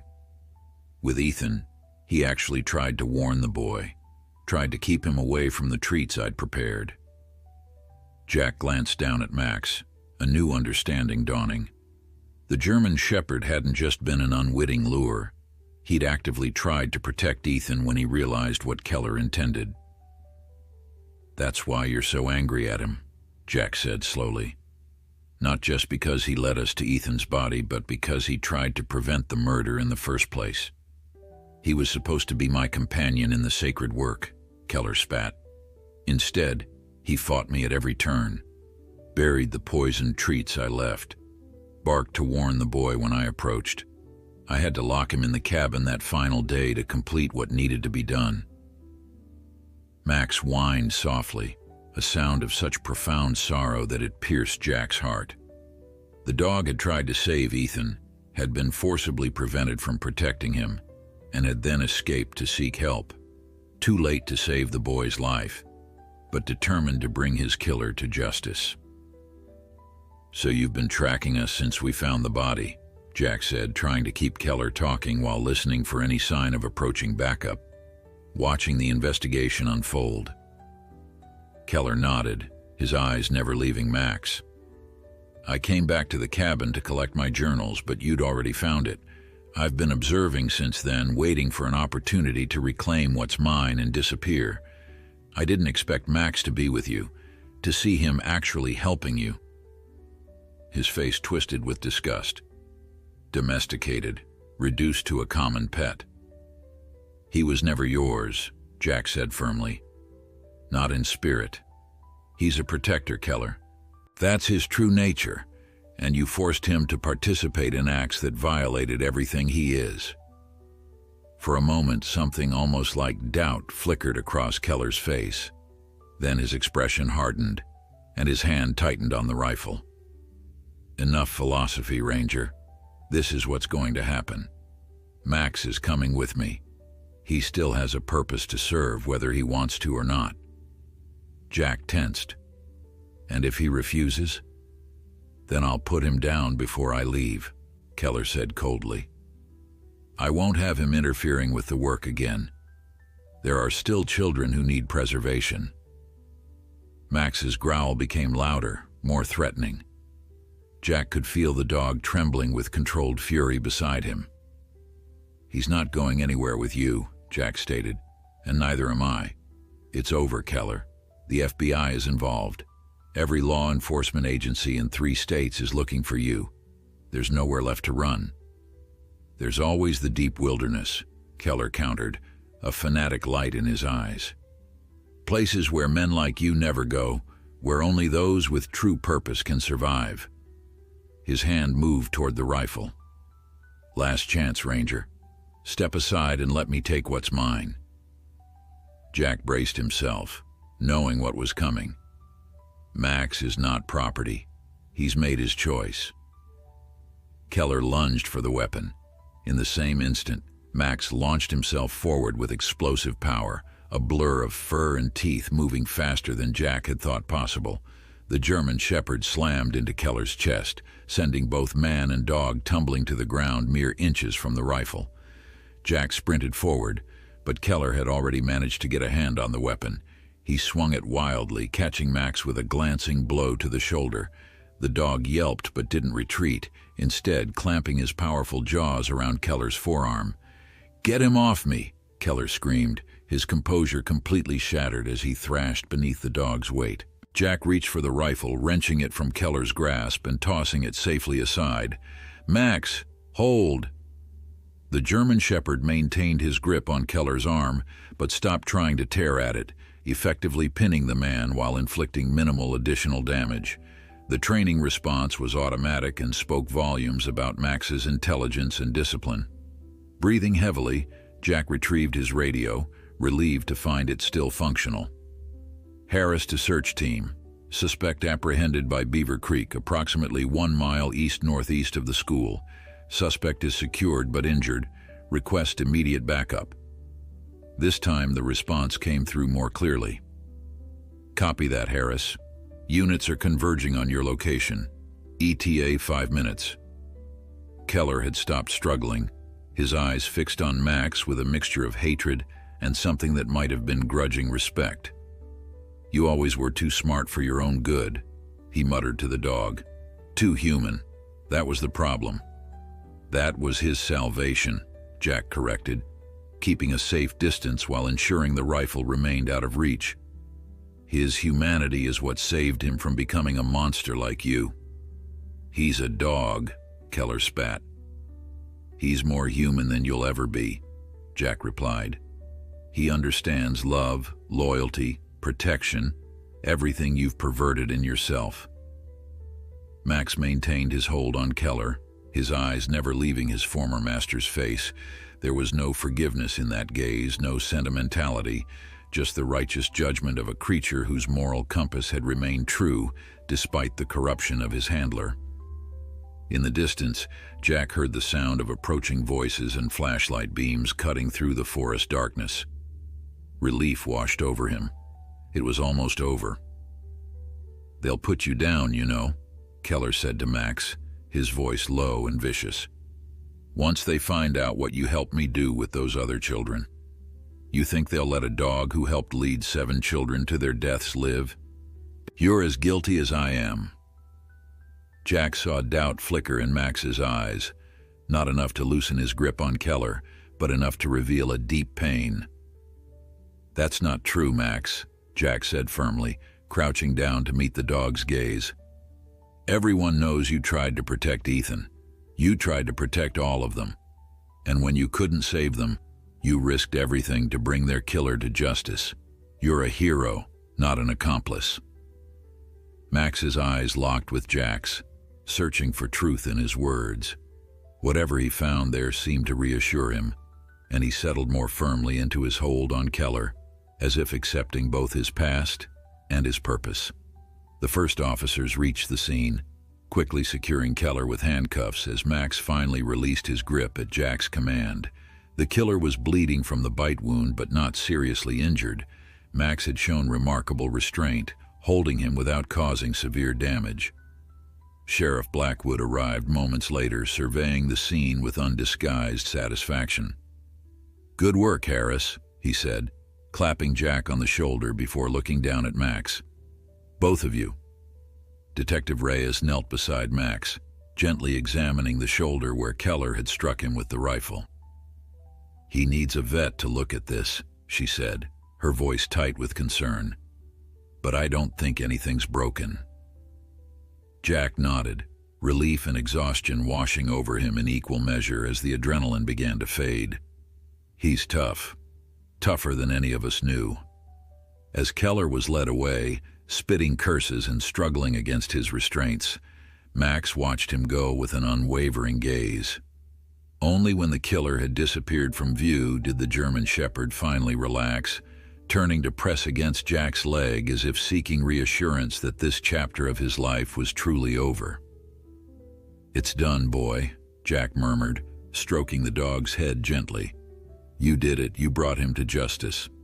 Max looked up at him, and in those expressive brown eyes Jack saw something he recognized from his own journey, the tentative hope that after great darkness, healing might finally be possible. The days following Andrew Keller's arrest passed in a blur of statements, paperwork, and media attention that Jack did his best to avoid. The story had captured national headlines: the heroic dog who had led authorities to his former owner, a serial killer of children.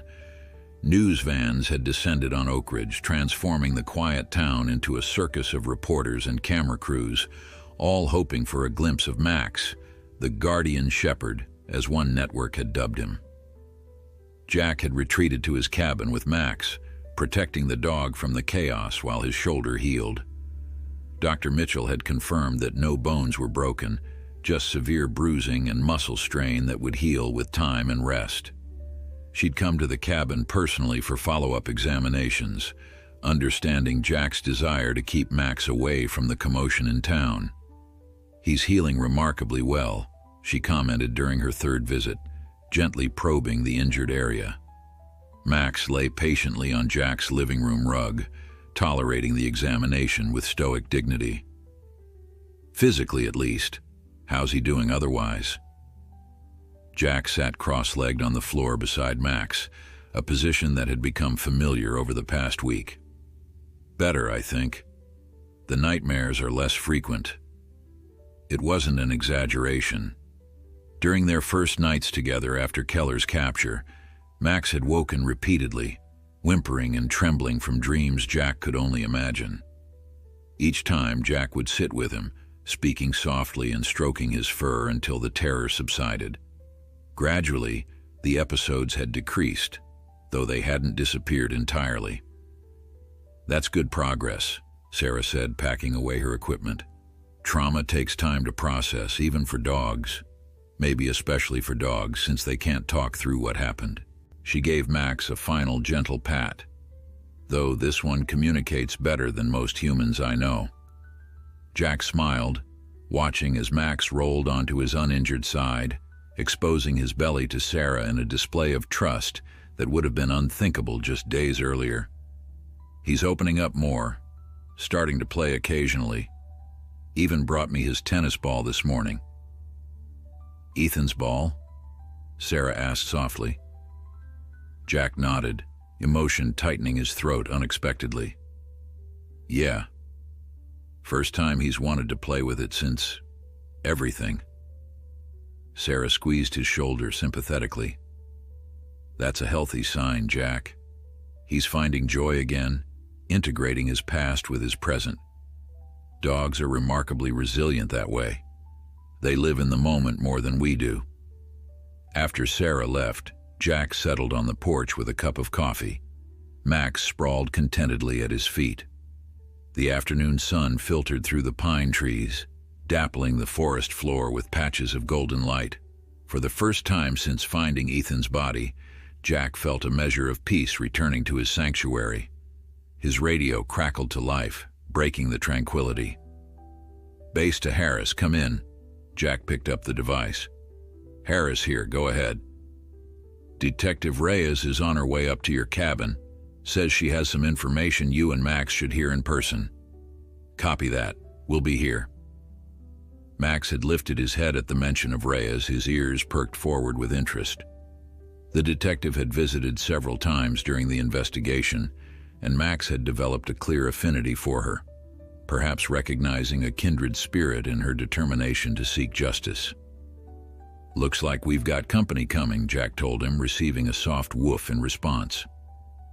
30 minutes later, Reyes's sedan appeared on the forest road leading to the cabin. Max was on his feet immediately, tail wagging in a restrained greeting as she parked and approached the porch. "Afternoon, boys," she called, carrying a thick folder under one arm and a bag that emitted tantalizing food aromas. "Brought lunch from Rosie's Diner. Cheeseburger for you, Jack, and a special grilled chicken breast for the hero." Max's tail wagged harder at the mention of chicken, though he maintained the dignified demeanor that Jack had come to recognize as his natural state when not actively working or playing.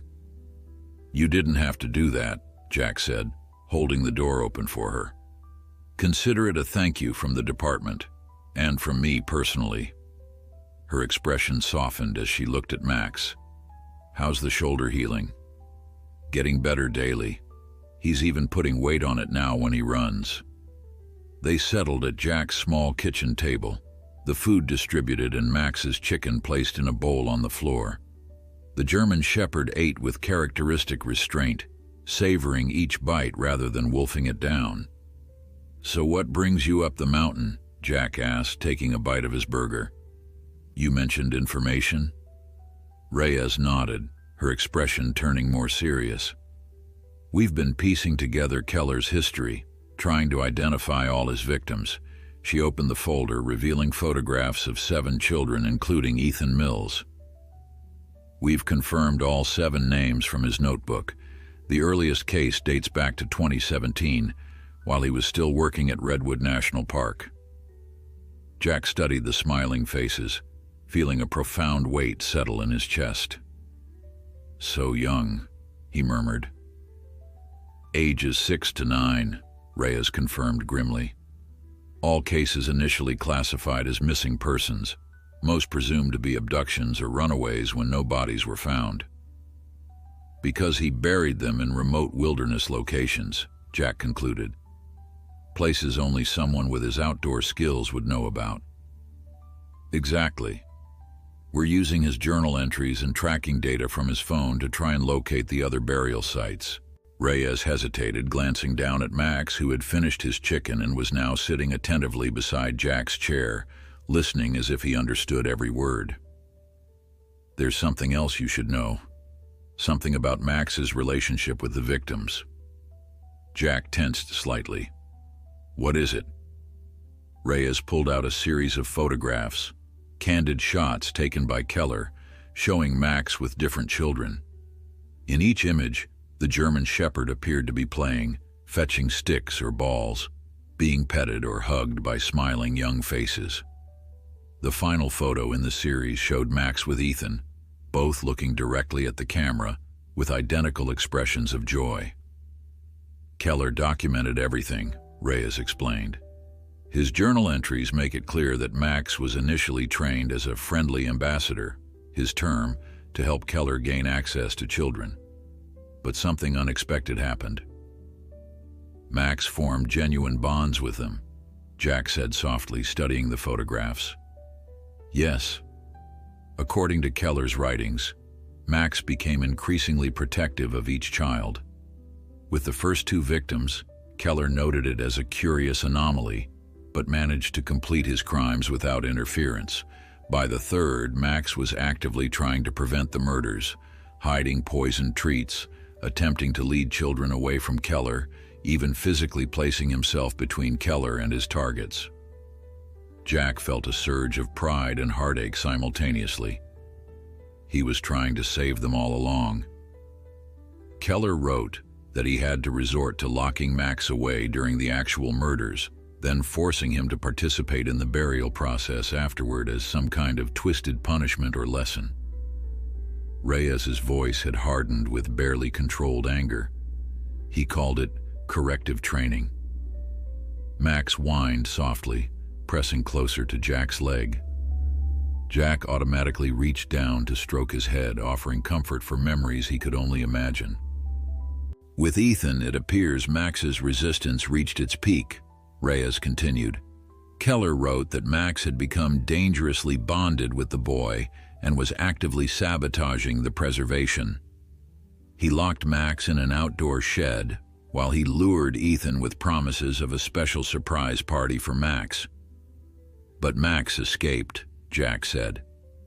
Too late to save Ethan, but yes. From what we can piece together, he broke out of the shed and tracked Keller to where he had disposed of Ethan's body.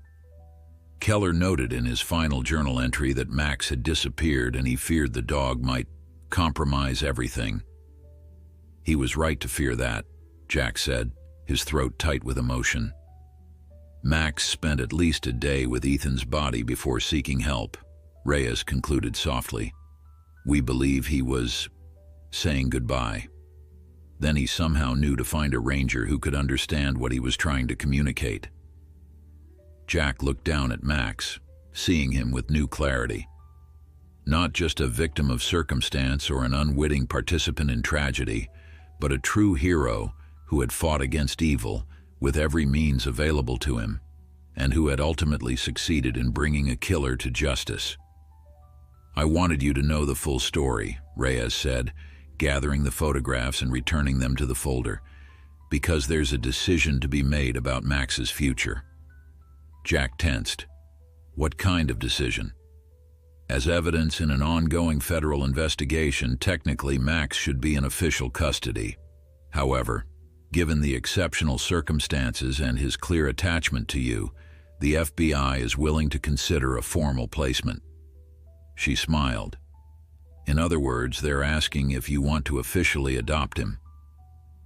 Max looked up at Jack, his brown eyes reflecting an intelligence and depth of feeling that transcended species. In that gaze was a question, not just about his future home, but about the possibility of healing, of building something new from the ashes of tragedy. Yes, Jack said without hesitation, his voice rough with emotion. If Max wants to stay with me, I'd be honored to be his home. As if understanding every word, Max pressed his head against Jack's hand, a gesture of acceptance and trust that needed no translation. Autumn painted the forest in brilliant hues of crimson and gold as Jack and Max made their way along the eastern boundary trail. 3 months had passed since Andrew Keller's arrest, and while the media frenzy had finally subsided, the case continued to reverberate through the criminal justice system. Keller had been charged with 7 counts of first-degree murder, and prosecutors were seeking the death penalty. The trial was still months away, but the evidence was overwhelming, thanks in large part to Keller's own meticulous documentation of his crimes. For Jack and Max, life had settled into a comfortable rhythm. The German Shepherd had officially become Jack's companion following a brief ceremony at the ranger station, where he'd been presented with a new Forest Service vest and ID badge, designating him as a K-9 Ranger Assistant. The title was largely ceremonial, but Max wore his vest with obvious pride during their patrol duties. Looking good today, Max, Jack commented as they reached the boundary ridge where their journey had begun that fateful day in summer. How's the shoulder feeling? Max responded with an enthusiastic dash up the rocky incline, demonstrating his complete recovery from the injury sustained during Keller's capture. At the top, he paused, looking back at Jack with what could only be described as a smile, tongue lolling to one side. Jack laughed, the sound easy and natural in a way it hadn't been for years before Max entered his life. "Show off," he called affectionately, following at a more measured pace.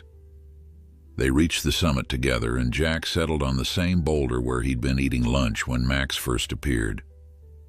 The German Shepherd sat beside him, surveying the valley below with the alert interest that characterized all his interactions with the world.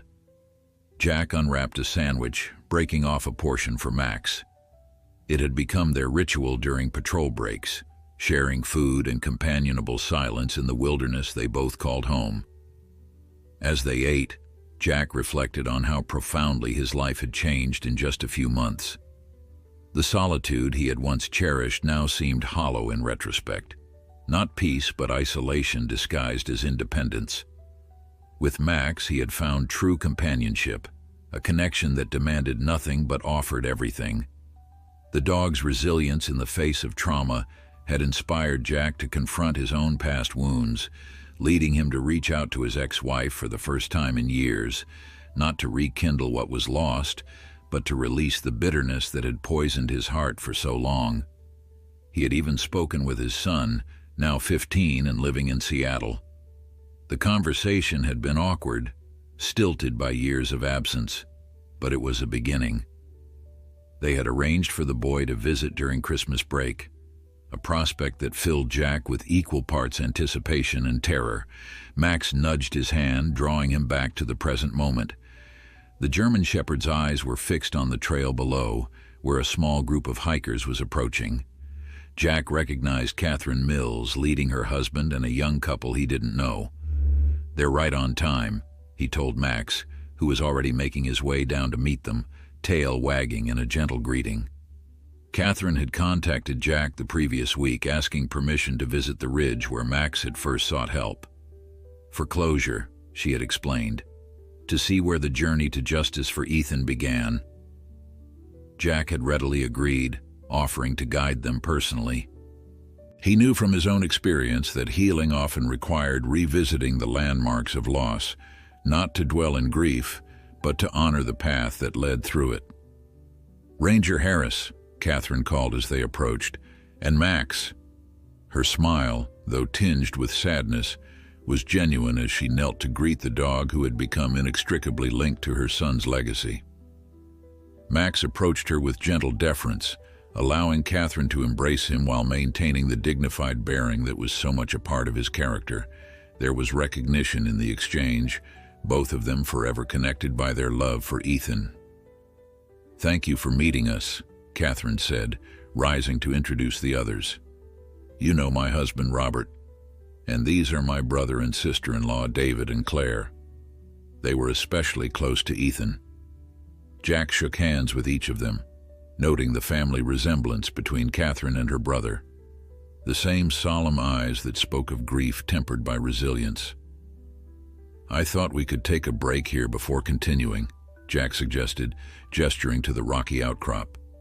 "The view is worth it." They settled on the ridge, the adults finding seats on various boulders while Max positioned himself in the center of the group, seemingly aware of his role as both guide and comfort. Jack observed how naturally the German Shepherd responded to the emotional needs of those around him, moving closer to whoever appeared most distressed at any moment, offering his solid presence as anchor. "So this is where Max found you," Catherine said after a while, surveying the panoramic vista. "Ethan loved high places like this, always climbing trees, rocks, anything he could scale to see the whole world, as he put it." "It's a special spot," Jack agreed. "I've always felt drawn to it, even before." He trailed off, unsure how to reference the tragedy that had brought them together. "Before Max brought you into our story," Catherine finished for him, her gaze steady. "That's how I've come to think of it, you know. Not as an ending, but as a chapter in a larger narrative. Ethan's chapter was too short, but it mattered. It continues to matter." Robert Mills, who had been quiet until now, spoke up. "We wanted to show you something, Ranger Harris, something we've been working on." He removed a folder from his backpack and handed it to Jack. Inside were brochures and architectural renderings for what appeared to be a community center. "The Ethan Mills Foundation," Catherine explained. "We're using the donations that came in after everything happened. We're building a safe space for children in Oak Ridge, after-school programs, wilderness education, therapy services." Jack flipped through the materials, impressed by the scope of the project. "This is remarkable, a fitting tribute to Ethan." "We have a special feature we'd like your permission for," David added, pointing to one of the renderings. a canine therapy program using trained dogs to help children who've experienced trauma. We'd like to call it Max's Guardians, with your approval, of course. Jack looked down at Max, who was watching the exchange with attentive eyes. I think that's a decision for Max to make, he said, only half joking. What do you think, boy? Ready to inspire a new generation of guardian dogs? Max's response was to rise and place his paw gently on the brochure, his gaze steady and certain. Catherine laughed through tears. I'll take that as a yes. There's one more thing, Claire said, speaking for the first time. She reached into her pocket and withdrew a small object, a handcrafted dog tag made of polished wood. Ethan's name was burned into one side, while the other bore a simple message: Guardian Friend. Ethan made this for Max, Catherine explained. We found it in his craft box after it was meant to be a gift. We thought perhaps he should have it, Jack finished, deeply moved by the gesture. Catherine nodded, holding out the tag to Max. The German Shepherd approached slowly, sniffing the wooden disc before gently taking it in his mouth. He carried it to Jack, placing it in his open palm with deliberate care. With trembling fingers, Jack attached the tag to Max's collar, alongside his official Forest Service identification. Now you carry him with you, he said softly, as you always have, in your heart. Max sat tall, the wooden tag gleaming against his fur, a physical testament to the bond that had transcended even death. They remained on the ridge until sunset, sharing stories of Ethan, his laughter, his adventures, his kindness, while Max moved among them, offering comfort with his steady presence. As the sky blazed with brilliant oranges and purples, Jack realized that in seeking justice for a child he had never known, Max had given him something he'd thought lost forever: the capacity to feel deeply, to connect genuinely, to live fully in a world where both terrible darkness and extraordinary light existed side by side. When it was time to descend, Max led the way, pausing occasionally to ensure everyone followed safely. Jack walked beside Catherine, both watching the German Shepherd navigate the trail with confidence. You know, Catherine said quietly, in all the horror of what happened, there's one thing that gives me peace. Ethan wasn't alone at the end. He had a true friend trying to protect him. Max will always be Ethan's guardian, Jack replied, but now he guards all of us in his own way, showing us how to move forward without forgetting. As they reached the forest's edge, the last light of day filtering through the trees, Max paused and looked back at the ridge where his journey for justice had begun. Then he turned to Jack, eyes reflecting the emerging stars, as if to say that while the past would always be honored, their path now led forward, together, into whatever tomorrow might bring. In that moment, Jack understood with perfect clarity that the desperate dog who had approached him on a remote ridge had not only solved a terrible crime, but had also rescued him from his self-imposed exile. Max had shown him that the heart's capacity for suffering was matched only by its capacity for healing, and that in the end it was the connections we forge, across species, across loss, across time, that truly save us.